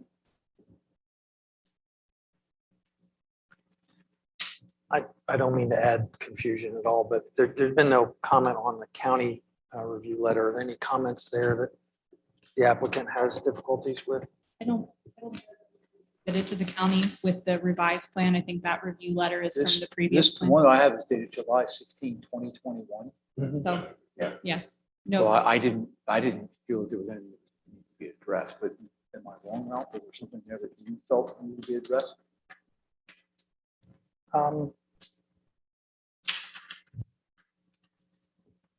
There are some details with respect to notes on the plan, which I don't think would change in a redesign. You know, they suggest crosswalks and pedestrian landings at the two access drives. You know, they suggest continuing the pedestrian path. I think those 4 points on site design commentary, I think we're addressing most of those points, if not all of those. I mean, in certain ways that I think we are getting creative with some aspects of it. Yeah, they suggested having walkways to connect from the townhouses to the walkway along Willow Road so that those residents could walk out that direction to get onto the pathway.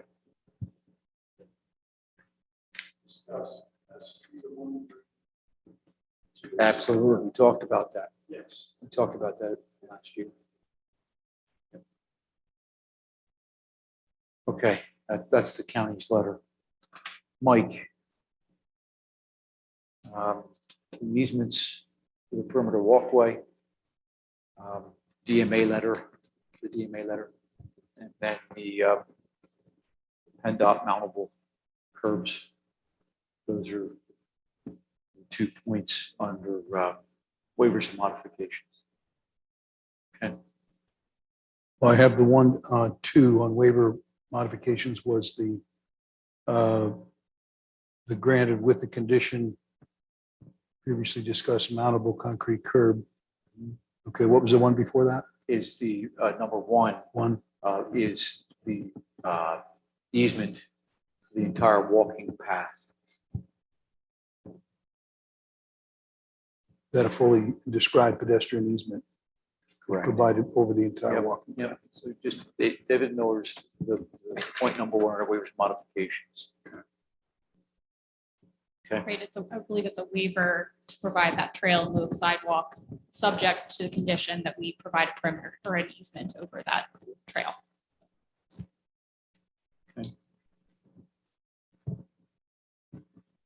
There's a point below that number 1, Mike, in italics that's sort of calling that out. That helps you. Okay. Make a motion. Just have that. You're keeping 7 months at this one. Okay. Go ahead. The recommended we accept the subdivision and land development plan as submitted, this updated plan under the following conditions and additions. Concerning the July 7 letter from DM&A, waivers, modifications, and deferrals, accepting all as described, except number 2.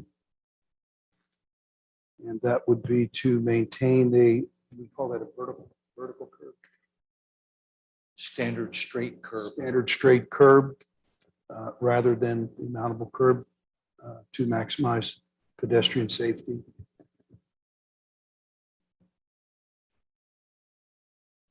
That the park and recreation space fee remain the same as previously negotiated. One thing you might want to add, over 4 buildings instead of 3. Over 4 buildings. Rather than 5. Sorry. That's Yep. fine. Got it. that a pedestrian connection curb cut be made at the intersection of Greenfield and Willow.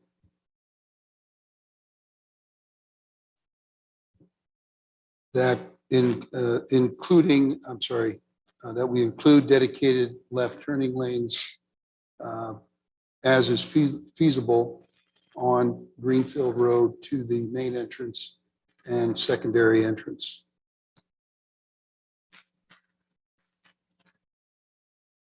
That a bond in the amount of $1 million, security for repairs to the Stauffer Run culvert and any mill overlay or base repair to the roads, including temporary repairs, be included or are included. And that the plan for the removal of the 75 parking spaces be submitted and approved by township staff within 30 days or before 30 days of initiating that plan. So Okay.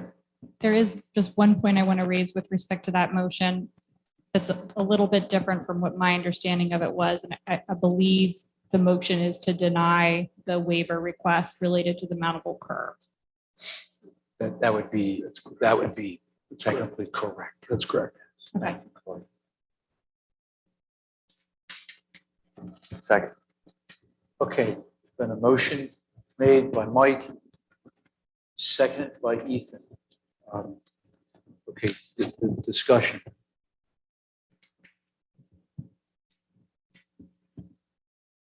We understand the motion? Applicant? Okay. Okay. No further discussion, conversation? Okay, hearing none, those in favor? Aye. Those opposed? Motion carries. Okay. Thank you very much. Thank you Appreciate for that. the work. Thank you, Tony. Thank you, Dave. Appreciate Thank you. that. For the residents that may be in the room, this is the largest residential development East Lampeter Township has ever approved. Ralph, larger than the apartments on Oakview Road. Yes. Larger than apartments on Oakview Road. It is the largest development East Lampeter has ever approved. It comes with significant opportunity. It comes with obviously significant change.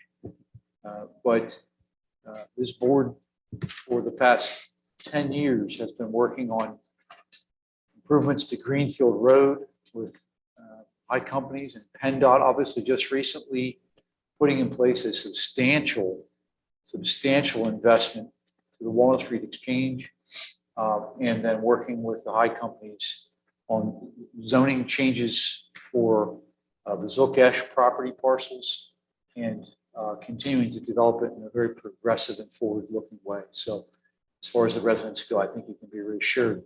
It's a very large development. But this board and staff has worked very hard to ensure that it benefits the entire community. So thank you all very much. Thank you, board. Appreciate the conversation, the discussion, the points made. Thank you all. Staff, thank you for continuing to work very hard on this. I know that there are staff does an excellent job in looking after the interests of the citizens, the residents, the visitors of the community, taxpayers of the community.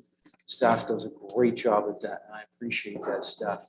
Yes, there are areas that the board chooses to go maybe in a slightly different direction at times, and our staff is tremendously helpful and provides us with great backup, great knowledge, great perspective. So I appreciate that. Ralph, Tara, thank you. Absolutely. Okay. Just try to.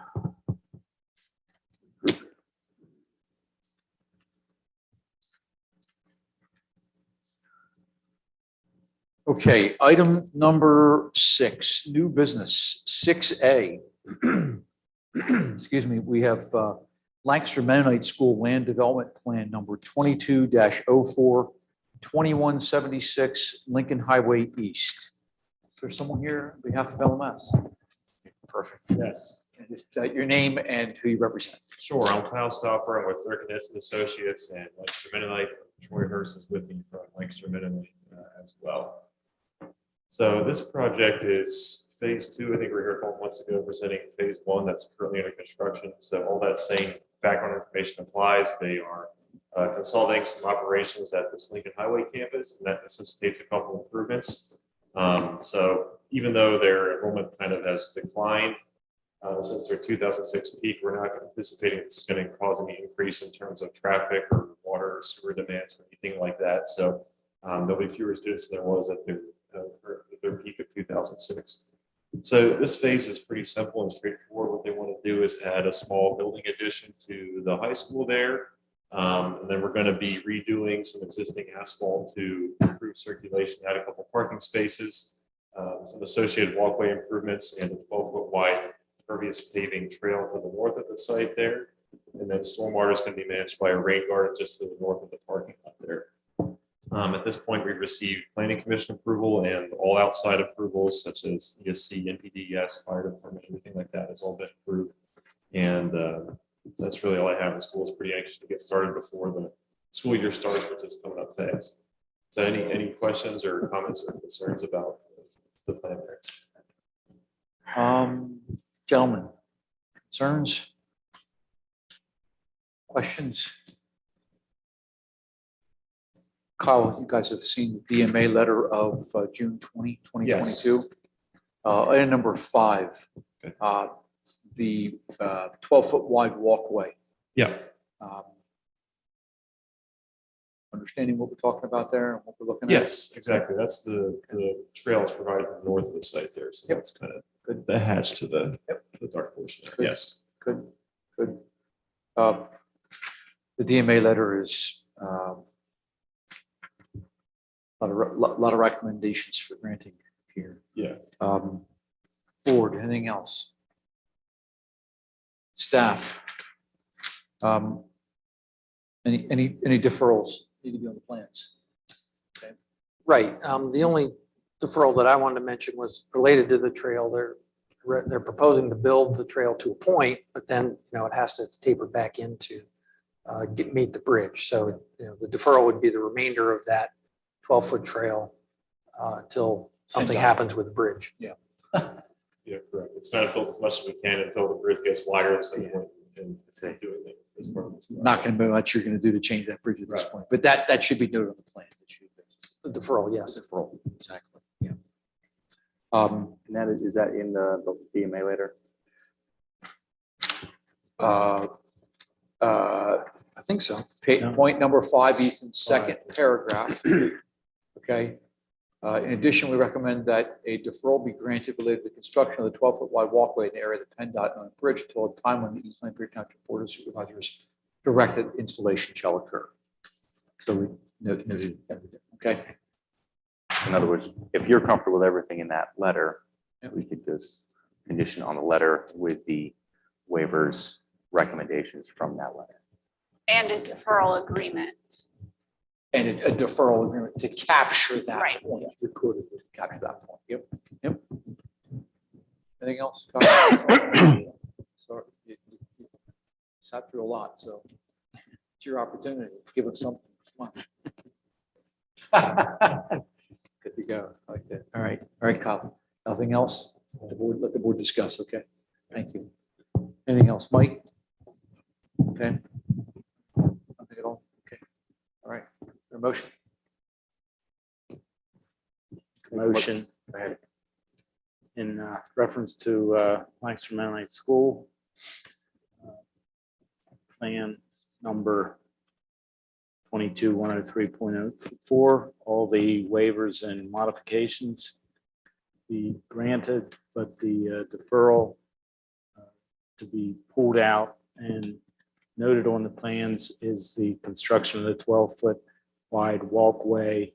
Whenever that PennDOT owned bridge, there's a change there, that trail will be continued across that bridge. Okay. There's a motion on the table. Second. Okay, motion by Roger, second by Ethan. Questions or concerns? Hearing none. Applicant understand? Okay. All right, those in favor? Aye. Those opposed? Motion carries. Okay. Thanks, Scott. Good luck very much. Item number 6B, we have been asked by our neighboring community, Upper Laycock Township, to look at their rezoning proposal. Staff has done that. We've got some review comments that have been provided. The surrounding parcels to this are all becoming ever closer towards industrial. Right, they are, the surrounding properties are actually already zoned light industrial. Yeah, yeah. So is this the only parcel that's not right there? Yeah, I'm not as familiar with their map, Yeah. but I didn't look at it. I So it's becoming a think for the little, most part, it is kind of on the edge of their ag zone. yeah. So, It is right at the edge of their ag zone and their industrial zone. This is the only property that's not zoned industrial Okay. at this point. And part of it was previously zoned industrial. Okay. That was my question. Thank you, Tara. Appreciate that. I assumed that they were creating this little industrial zone there. This one is the one that wasn't. So, okay. So staff, the review from staff is, it's consistent with the surrounding properties, zoning and land use, map changes consistent with the CV region strategic comprehensive plan. That's why we're being asked to look at this. We're part of a CV comprehensive growth plan. Our neighboring community needs us to look at it. So. right. In addition, I would just mention that the Township Planning Commission looked at this and agreed with staff's comments. Good. Okay. There's no need for us to comment on it, right? Well, we'd like to send a letter back to Upper Laycock Okay. All right. indicating that it's been reviewed. And Make a motion that we authorize staff to send a letter containing their comments to Upper Laycock. Second. Motion by Ethan, seconded by Mike. Those in favor? Aye. Aye. Those opposed? Okay, motion carries. Thank you. 6C, we need to have a discussion on long-term use of our hotels. That a couple that continue to come up as residences for some folks, and Ralph recently having this discussion.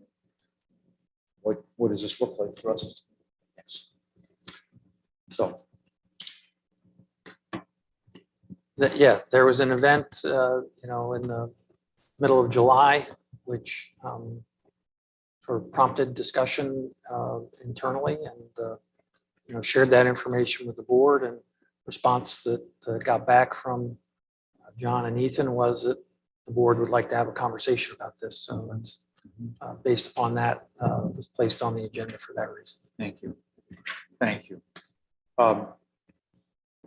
Ethan, we've had this discussion since sometime last year, mid last year, 21 or 19. 2009. So take us down that path. What are we looking at as community leaders when it comes to our hotels?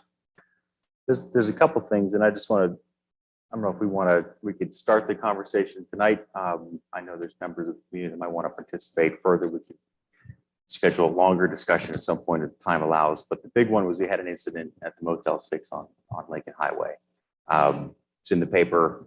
I was able to attend the after action debrief with our emergency management folks, which included members of our police force, EMS, county emergency management, the firefighters that were on scene from multiple fire departments, EMS from multiple departments.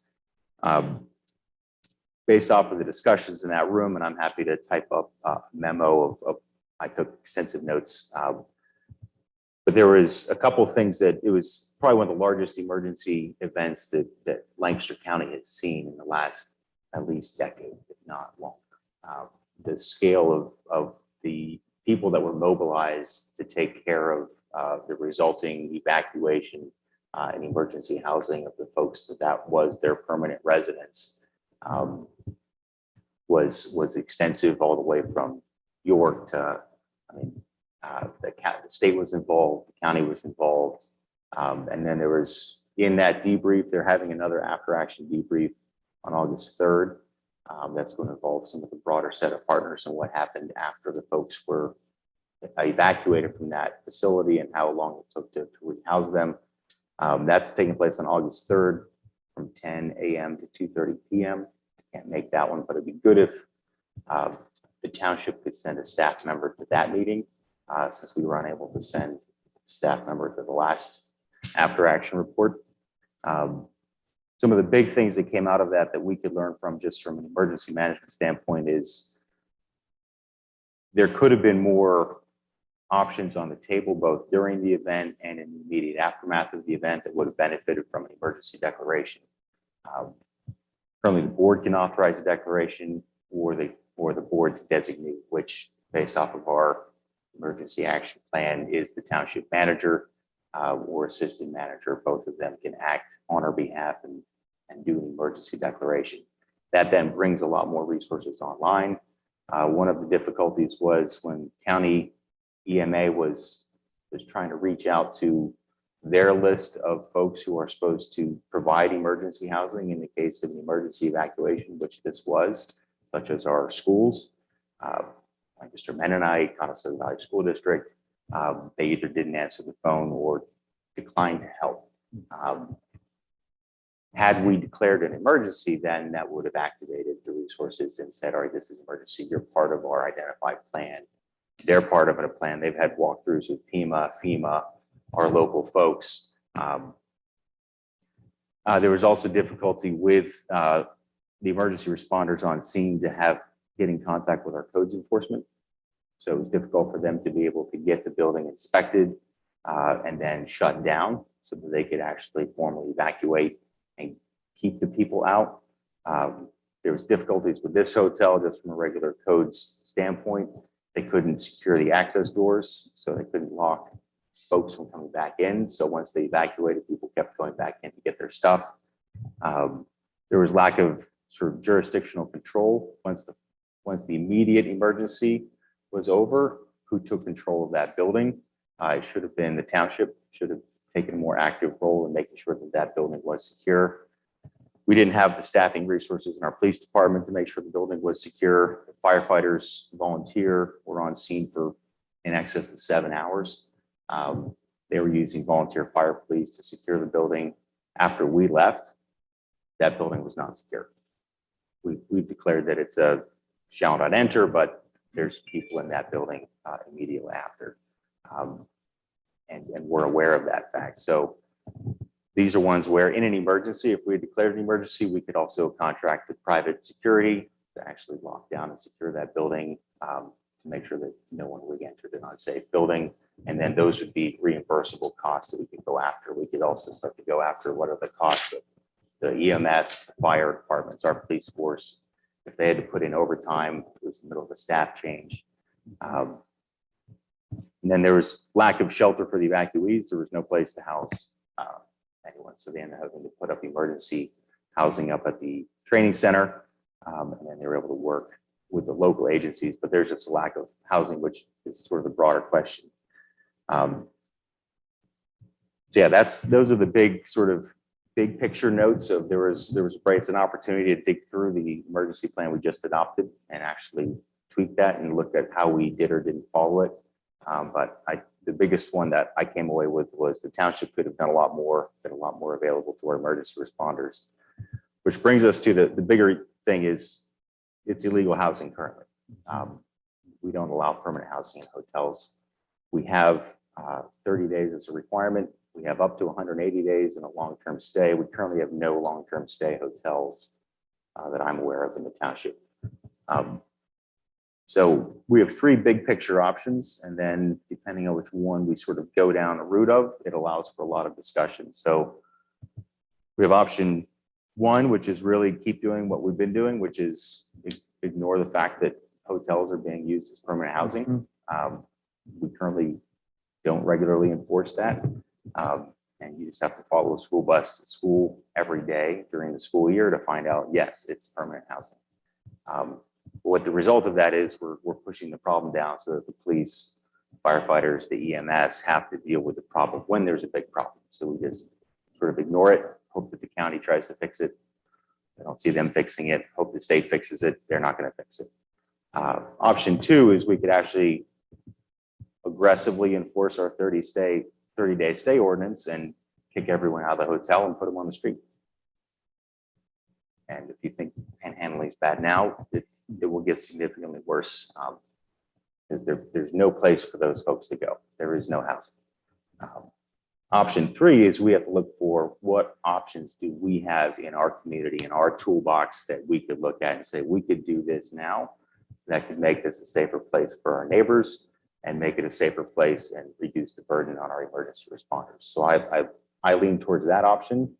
And there we have a suite of options. We could legalize more housing, which is what we've discussed in the past in our commercial zone, either our C2 or our C3. Or we could legalize it with extra regulations in place. We could legalize single room occupancy in those regions. We could put restrictions on that says, hey, anyone can create an SRO building, or we could allow only county agencies could operate single room occupancies in that zone, or nonprofits with appropriate on-site case management. We had done an emergency plan with one of those hotels that worked very well, where they had on-site case management. Everyone in that hotel, they knew who they were. They knew they were able to connect them with other services. So those are all options. So it's a matter of discussing, if we want to go down, what can we do to actually start to solve this problem? There's things we can do with a hotel nuisance ordinance, that if a hotel becomes a nuisance, we can trigger from complaint-based code enforcement to inspections. And we could do, because this was an example, the hallways were completely full. You had to walk sideways through the hallways. They were full of materials. We had gotten a complaint the previous month from our police officers that was the case. We sent out code enforcement. By the time we got there, it was clean. Everything was in the hallways. So we followed our current ordinance with the property maintenance plan, did the inspection. A couple weeks later, everything's back out in the hallway. So it's one of, if we know we have a nuisance hotel, it allows us to do spot inspections, which may need in our budget this upcoming year, budgeting for additional code enforcement officers to be able to do those and handle that. We're outsourcing that to third-party agencies to do those inspections. So we have tools in our toolbox that we can use either with our zoning, with our codes enforcement, or with our nuisance ordinance. I recommend we take a look at all of those options and have a discussion in the public, because anything we do, I think doing nothing and kicking the can down is putting an undue burden on our emergency responders, which are already stretched very thin, but requiring volunteers to sit on site for 7 hours and drive people around to find housing, that's not in the, they stepped up and did a fantastic job, but that should not be their job to fix. That's the big picture. Okay. Roger, Mike. Well, it's not the first time I've certainly heard about this issue of lack of housing. But I would be, and I think agencies, why I'm saying that is just reading about agencies talking about the issue of housing in and around the Lancaster area, in particular, Conestoga Valley area. I would be more familiar with some of those discussions or news stories on it, but it seems to me that there have been coalitions, and you probably know more than I do, all of the coalitions that have been working on this and what their discussions have been. I was on the board at CVCCS for a significant time, and that was also an issue of kind of ushering in, hey, we're seeing more people coming into the hotels and staying longer. And I know you guys have been here a lot longer than I have, you know that problem, but have those agencies and those people really, the task force people, have they collected the data on the individuals and families and their situations. And clearly, we have a strip of hotels is going to be attractive to people who do not have a place to live. But where are those people coming from? And why are they in the situation that they're in? And what other services have they availed themselves to? And what kind of outreach has been done for those people? Because the one thing is, and I know this from talking to, again, some of the police officers where, you previously had hotel owners who were very cooperative with some of our services and our police. But I've heard some different levels of cooperation over the years, and certainly not all. I mean, we have some great, wonderful people who are running these great, places for people to stay who are tourists and other people. But you have a lot of hotels and somebody's looking for a place to live. Well, they're going to go there. And if they're offering affordable housing to them, they're going to go there. But I think there may be other things, and I appreciate what you're saying, Ethan, about, here's 3 different solutions. Well, there's one solution, really. What else can we do so we don't have to continue to address this? I'm just not sure. I'm just not sure if people have done that kind of study and have the data to know that.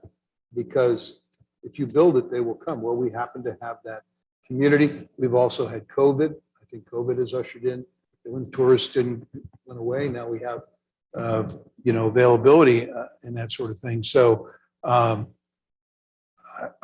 not sure. There's other factors and other people in the community that want to know.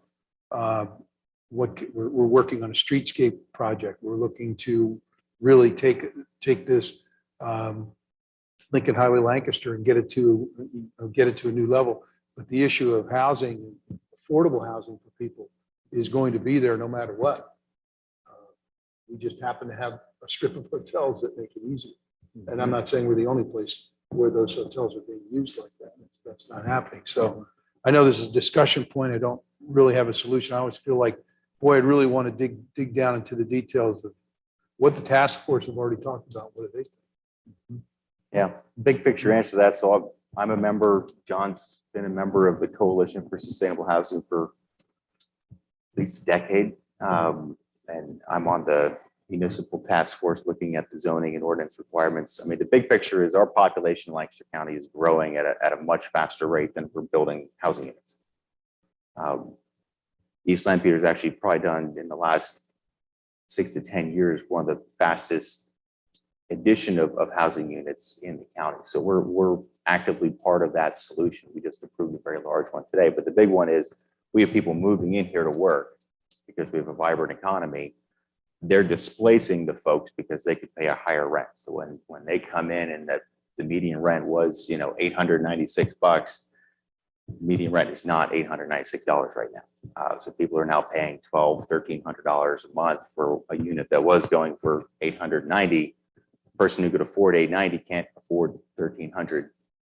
So they get kicked out. The new person goes in. Where does that former resident go? They go to a hotel. And they end up paying more per month in rent, but they don't have the credit to go get a better apartment or to get permanent housing to pay a mortgage. So it becomes you have your working poor, and it's not even poor. I mean, you're still paying $1,500 a month in rent to a hotel. So, I have a rental unit that I don't even charge $1,000 for. I could probably do more, but it's you just can't find housing. So basically, as the folks move in looking for work who can afford more, they're displacing the folks who have been here all along, and they're moving out into the hotels and the parks, and the folks sleeping outside. So there's no emergency housing, there's no affordable housing. And when we look for even rehousing these folks into our other hotels, there was no hotel rooms available because tourism is picking back up and we're in peak season. So even across the street at the Budget Inn, Mr. Patel was very gracious, helped with some of the folks, but he didn't have any rooms because there were tourists in those rooms. So it is the problem has gotten worse, but we're at the point where there's just no housing. And the only solution really is we need to build more housing, but building housing can take, even this project we just approved, we're looking 18 months or more before all of those units are sold, but we need another dozen of those development sizes to start to get to where housing prices start to come down. So the scale of the amount of units we need is very large.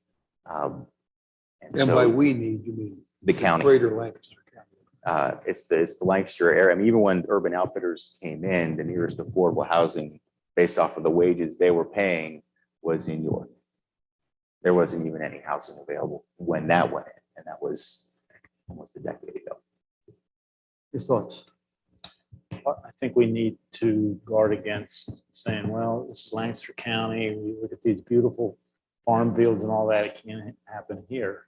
On the same hand, CVCSS gave a report at my church yesterday, and the pressure on them for everything is increasing dramatically. So involved in all that mix, I mean, if we're having trouble feeding their family, that also means they're having trouble finding places to live too. So we can't assume that Conestoga Valley, East Lampeter Township, we're immune from all this because we're not.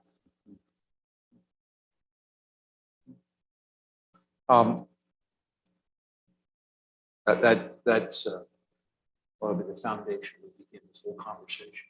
But, you know, we have this problem with us. We have this hurdle before families. We have economic opportunity, which is wonderful, but there's challenges that present to folks in our community, and so we have to embrace it. Let me just address a couple of the points and concur with most of that I've heard. I would say, Ethan, and I apologize, I wasn't writing all your 3 points, but I think we need to begin from the vantage point that it can't be one.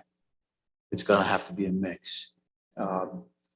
2019-ish, going into 2020, at some point, the county was looking for housing. It's probably winter, Ralph, and they were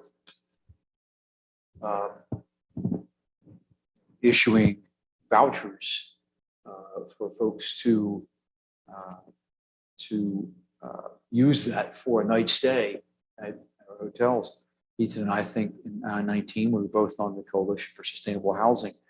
And at that point, you know, they were desperately in need of a roof for people. And at the same time, we were having a discussion, almost exactly the same time, of what do we do with our nuisance hotels? What do we do with these challenging properties? What do we do to ensure that, you know, we've got, you know, a vibrant visitor economy on Lincoln Highway? And I thought as if we were two trains passing in the night, you know, and so while I want to ensure the safety and the security and the attractiveness and, you know, the viability of hotels and overnight stays, I also can envision us as a community, you know, clamping down, you know, enforcing, and then, as you just said, throwing people out, you know, onto the street. So I think all, you know, your lists are spot on, Ethan. You know, it's probably your option 3. It's you know, it's trying to address this in a comprehensive way, but we have to do it. I firmly believe we have to do it with a focus. We're going to have to be intentional. And Mike, back to your point, we're going to have to, staff's going to have to invest time in reaching out. And thank you, Ralph. You guys have to the county's ERAP program. We started getting some involvement there, but we're going to have to pull in the, you know, coalition to end homelessness. You know, we're going to have to really tap into some of these groups, Mike, and find out, you know, what are some of the solutions you guys are coming up with. We're becoming ground zero. In fact, when that situation happened at the Motel 6, Ethan, I thought, wow, you know, we're here. We're ground zero of this issue. We've got to address this. And, you know, my concern is that those school buses, Ethan, as you described, you know, they don't have a place to go pick up these kids because we've closed things down, and now these kids are struggling to find a vehicle to live in with their mom and dad someplace, you know. we've got to work, both the left hand and the right hand's got to work together on this. But I think it's got to be a concerted effort. I think we've got to do a real full court press to try to address this. I'm concerned that we're coming into winter, and COVID has eased back, and now we've got the convention center, we've got the downtown convention center, we've got the Wyndham, all bringing back larger and larger events, and so they're looking for hotels. They're looking for accommodations for their guests, and that's going to just shrink the pool of available hotel rooms for some folks. What are we looking at? Yeah, I don't think anybody would argue that a hotel should not be the answer for housing. That's one of the issues. If we've increased people to our community and they're looking for a place to live, well, okay, but a hotel is not a place to live. And I know this as a high school principal. I know these children who are coming in and were, coming in families that, was not the best situation by any stretch. Someone described it to me at CVS as frontier living. It's like living in a single log cabin, type of thing with hot plates and all kinds of dangerous things, like you say, filling up the hallways with plugs and overused extension cords and things like that. But I think, to your point, Ethan, are there safe, responsible, and appropriate ways to increase affordable housing for people? And hotel is not housing, so kind of look at the solution like that. But the reality is, not enough housing. Say it again. There's not enough housing. There's not. So- Well, and Mike, to Ethan's point again, there's not enough housing right now.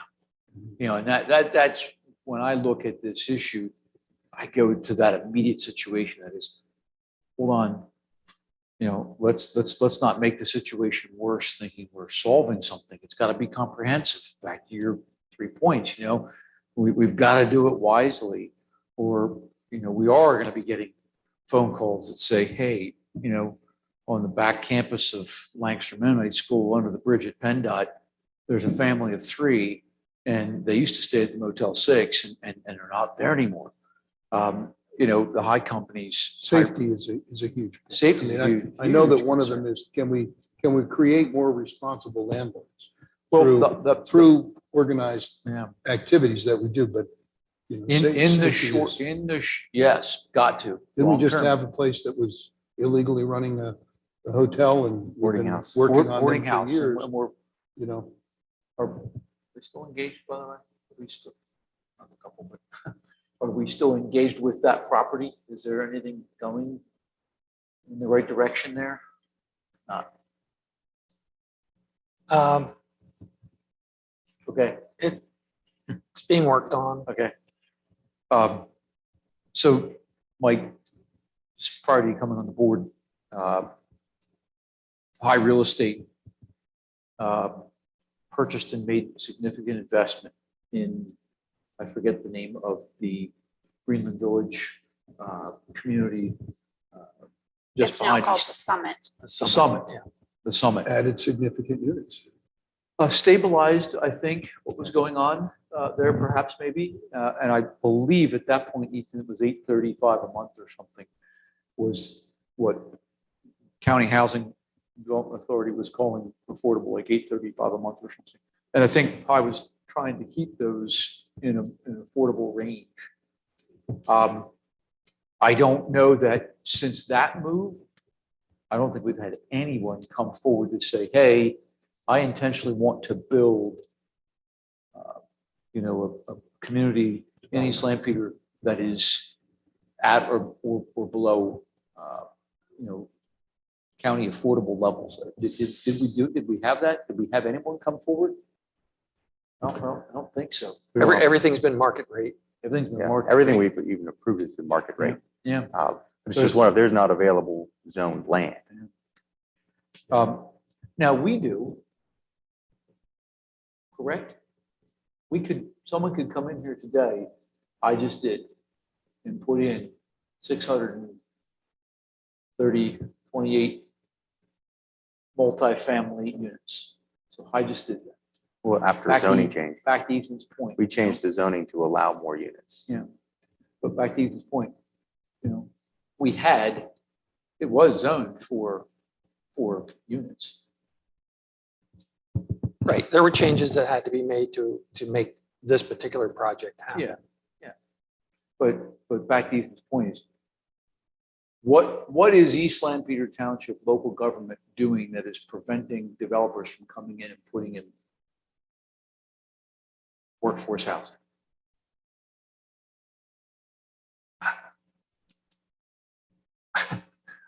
I don't think we're doing anything of the sort. And I'm not challenging you. I'm just saying, it's illegal in a whole bunch of our zones to do it, where we have existing infrastructure. Yeah, but the question is, here's I would pose this on our coalition. Ethan. The question that always you have to go back to, and that is, yes, local government can zone, but as you can see, a developer just has to come and ask for it and talk to the local government, and they can work through it.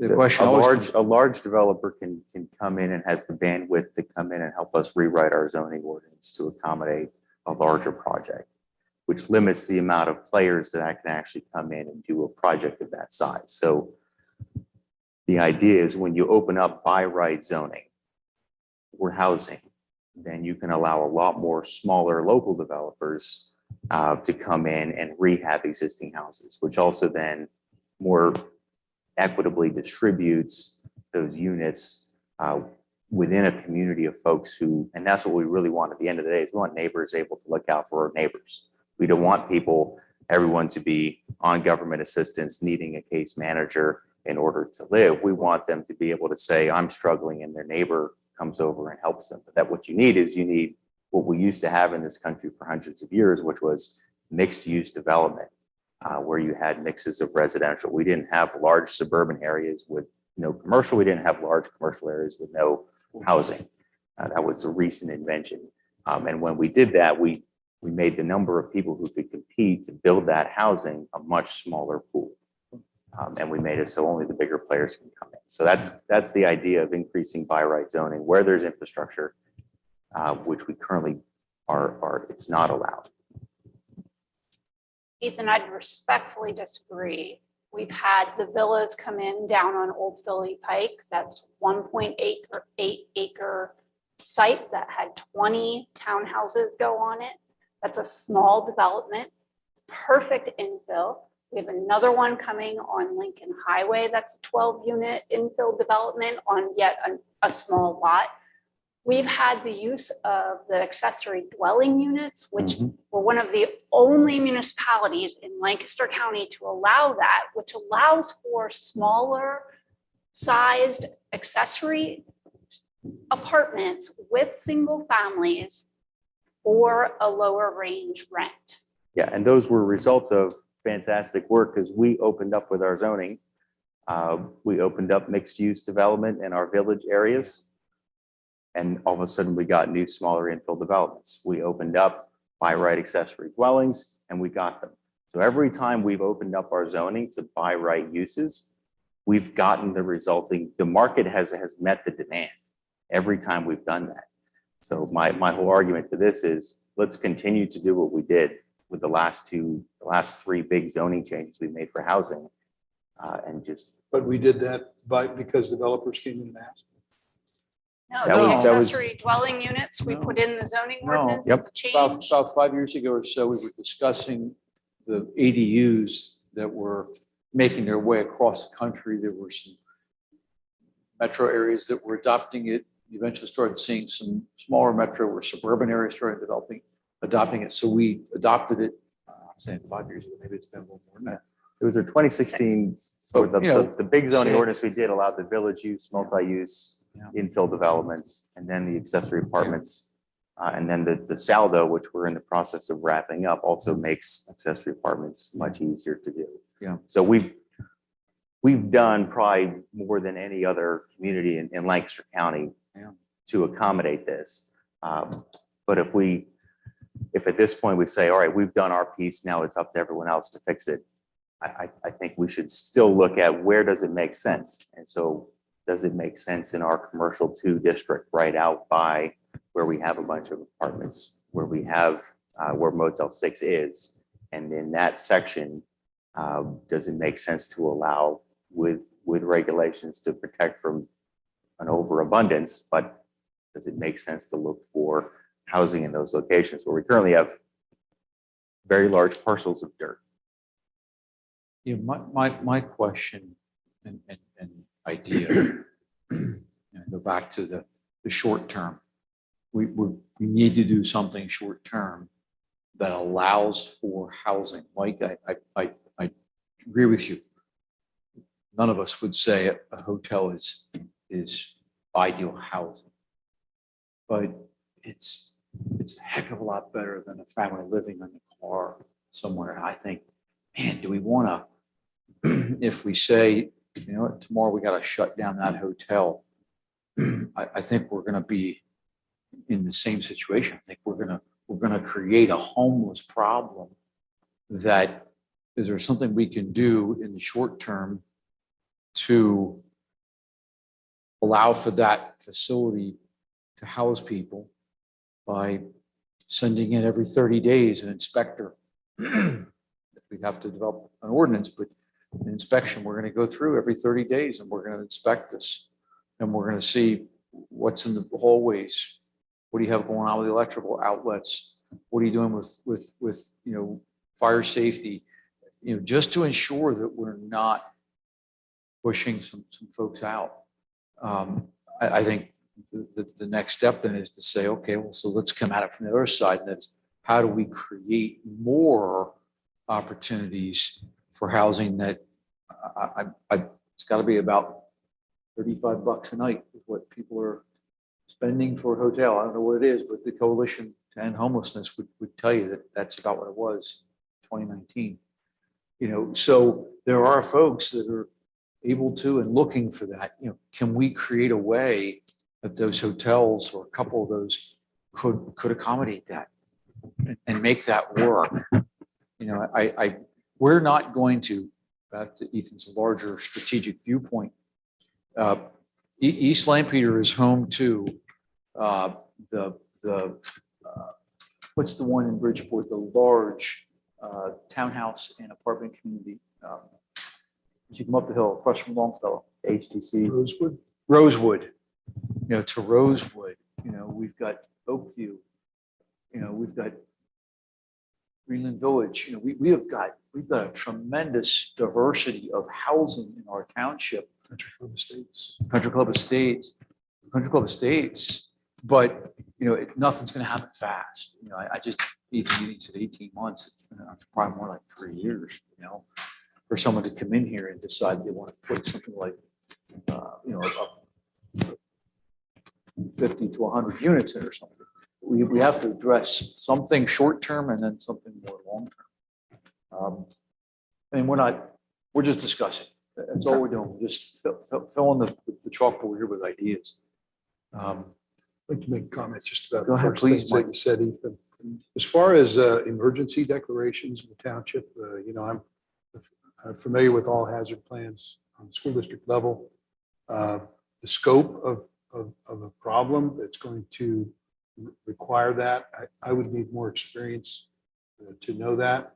You know, follow the stories on this and how things came together, and I may try and make that meeting here later this week. But the idea that that's, you know, when things happen here, emergency services are moving fast. I assume the Red Cross was also involved. The Red Cross was pulled in. Yeah. But they're also, each one of these agencies is right on that fine line of not having staff to send out. So the Red Cross is struggling to find staff. Our township is struggling to find staff. It's hard to get volunteer firefighters out the door. Police department. It's because the police had difficulty was then there was middle of a shift change. So it's a problem that Well, a couple didn't. is close to breaking some of our small emergency response areas, whether it's our EMS, fire companies, Red Cross even. I don't know if we can afford to do this. It makes me feel again. like that's even more of a reason to hold off calling for an emergency when that would really be asking people to do all kinds of things. You know, that's what struck me. I'm like, be careful now. I mean, let's work through, you know, Yeah, the that's more of systems and a, people for a we have. specific event like that, declaring emergency gives us a lot more resources from the state. It also gives us access to reimbursement if we have to bring in private sector folks to help. But that's sort of a separate one. This one here isn't, it's an emergency, but it's not an emergency declaration piece for housing. We did that during COVID, and that was appropriate. But this is more, we do need to look at those options. Anything for the points? Ralph? Copying all kinds of stuff now. Thank you. Okay, we've got to move on. It's 10:05 and we've got a number of items to accomplish. Thank you, Ralph, for putting that on. Thanks for listening to staff and capturing. Yes, we've got an issue. We're very fortunate. We've got, you know, great hotels that, you know, provide economic development in this community, but we also have some challenges too. So, okay, 7 actions. Agreement in reference to the purchase of pollution reduction credits, I2 Capital. We have a few individuals online who've been patient with us here for this presentation. I2 Capital is the revolving water fund for Lancaster County, and the Sewer Authority heard the presentation last week, 2 weeks ago, I'm sorry, 2 weeks ago, as to how the revolving water fund would work here in Lancaster County. And basically we would purchase, I'm sorry, Ashley, if I'm taking over your presentation. No, go ahead. We would purchase MS4 credits that are within the urban area or within that 1 mile range of the urban area that are on agricultural properties. I2 Capital and their service providers would certify those MS4 credits and would continue the operation and maintenance certification of those credits throughout the agreement lifespan. And it's a win-win for us. We don't have the staff to do this type of project or multiple projects. We're looking at, I think at last count, 30 total farmers that were interested, with 12 actually signing on at this point. And we're looking at 150,000 pounds of sediment reduction that are an option for purchase this permit cycle. Okay. What did I miss, Callan, Ashley, Evan, Allison? I would just add that these are all farmers in Stauffer's Run is where all of these sediment reductions are coming. You did a great job summarizing. Yeah. Of course, they're all. Thanks, Tara. After 10 on a Monday night. We're just trying to give you all a short action item. Oh, I like that. Okay. It's a So- win-win. Their attorney, the sewer authority attorney, and the township solicitor have all reviewed and vetted the agreement at this point. The township solicitor Okay. provided a brief memo for your review. Okay. Questions, guys? Thoughts? I hear innovative.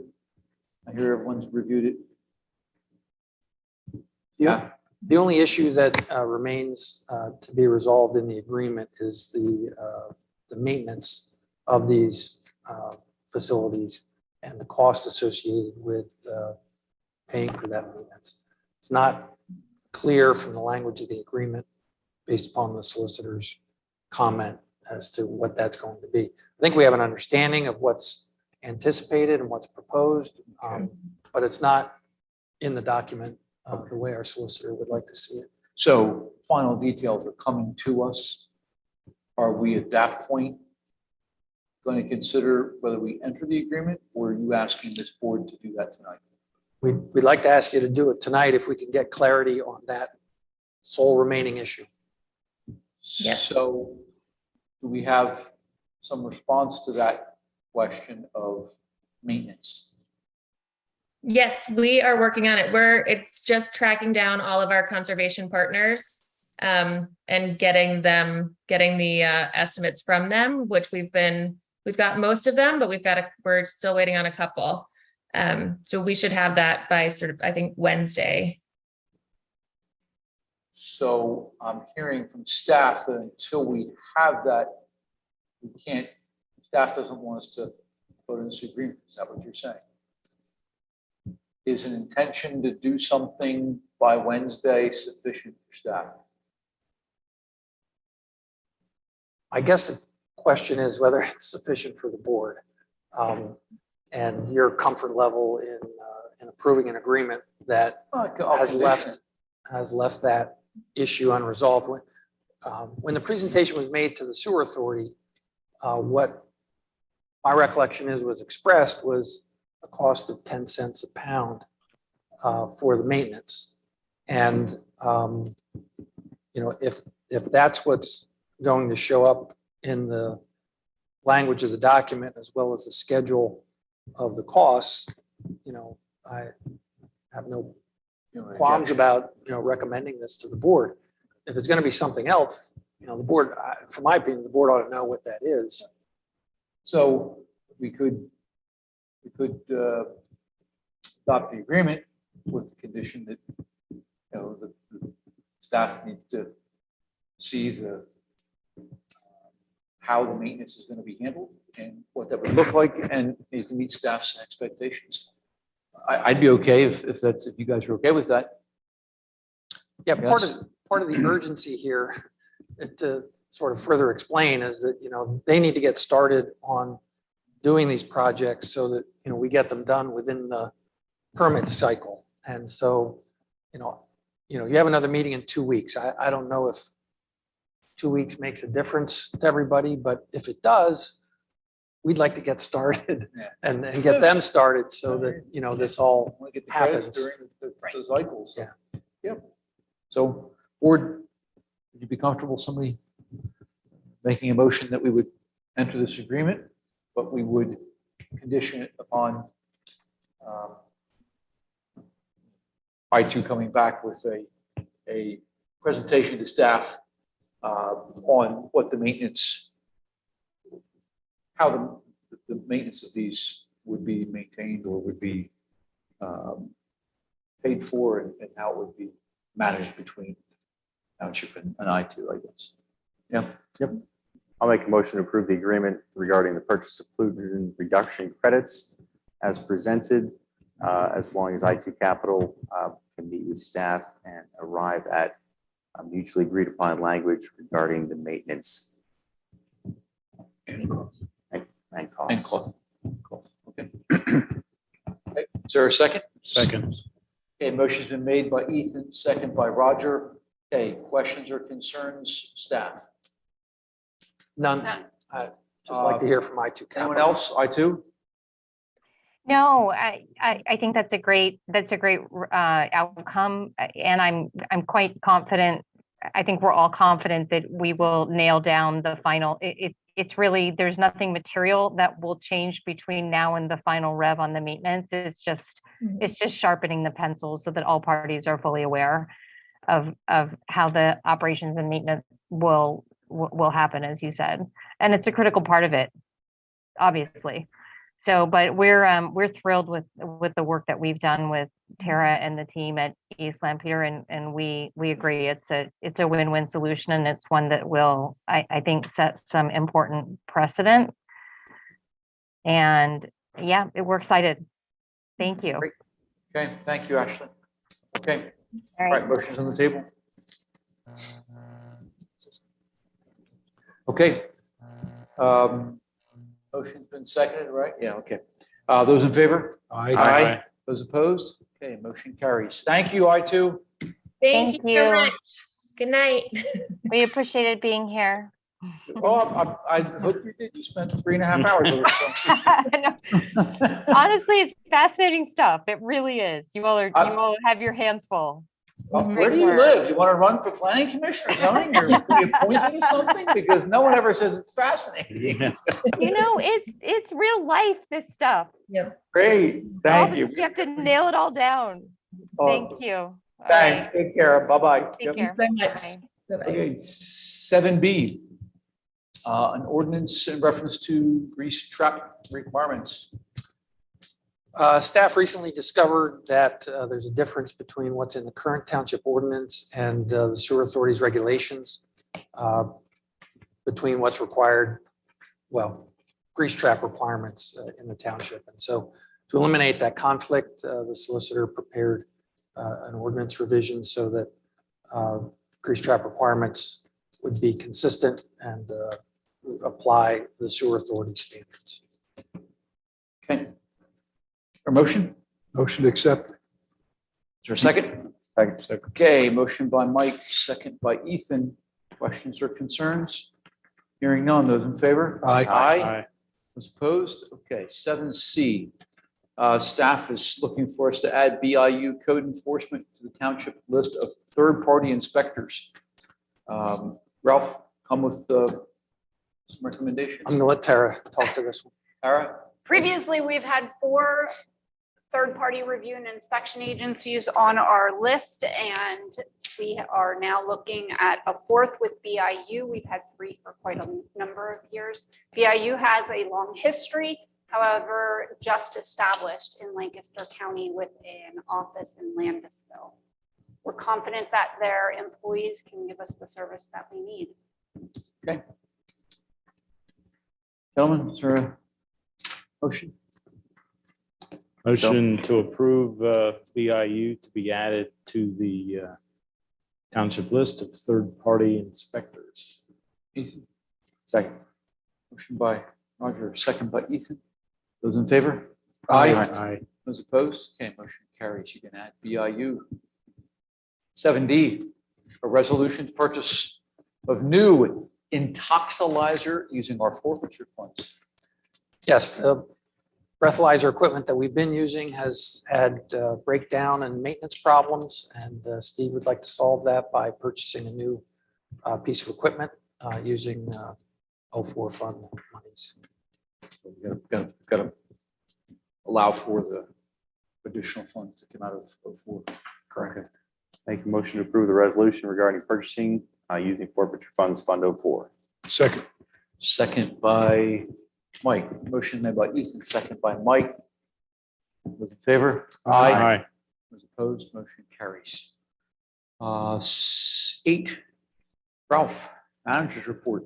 Yes, I think everybody's aware that the Walnut Street Extension and Lancaster Heritage Pathway project is now underway.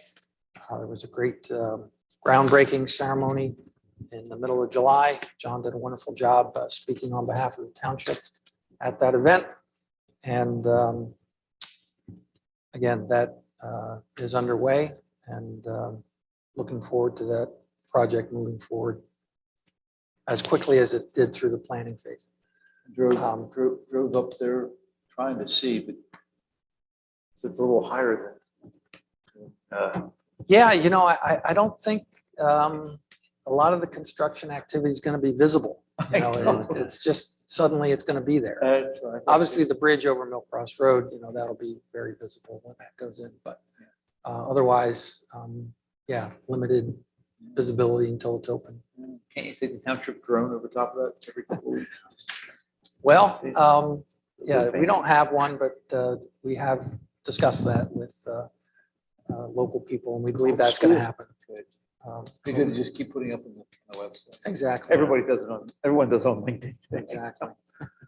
The other thing I just wanted to update everybody on is the 2040 transportation funding applications that were submitted by the board.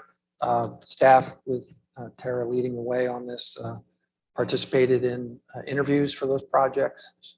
And we expect a committee that is working on those to score them in August, and we should find out probably in September, October, the results there. So we're looking forward to that.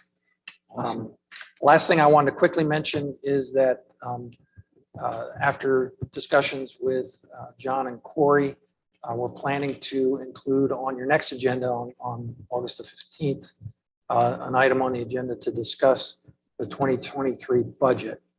You know, we're talking about a high level sort of discussion, not getting into line items, but programs, personnel, projects in particular that the board wants us to include in the budget process. We'd like to hear all that discussion, or as much as possible, next meeting. Of course, there's going to be more opportunity as the budget process goes forward, but this is sort of an early jump into that process, and appreciate the board's leadership there. So just wanted to point that out so you can put your thinking caps on. We can have a thorough discussion next time. Thank you, Ralph. Thank you for doing that. Appreciate that. That it's one of the items that came out of my conversations with each of you individually over the past, couple of months or so leading up to this year. And we got that out there as soon as possible. So, okay. Is there a motion for adjournment? So move. Second? Second. All right, we'll give that one to Roger. Ethan and Roger, all those in favor? Aye. Aye. Those opposed? Motion carries. Meeting is adjourned. Out in your mics.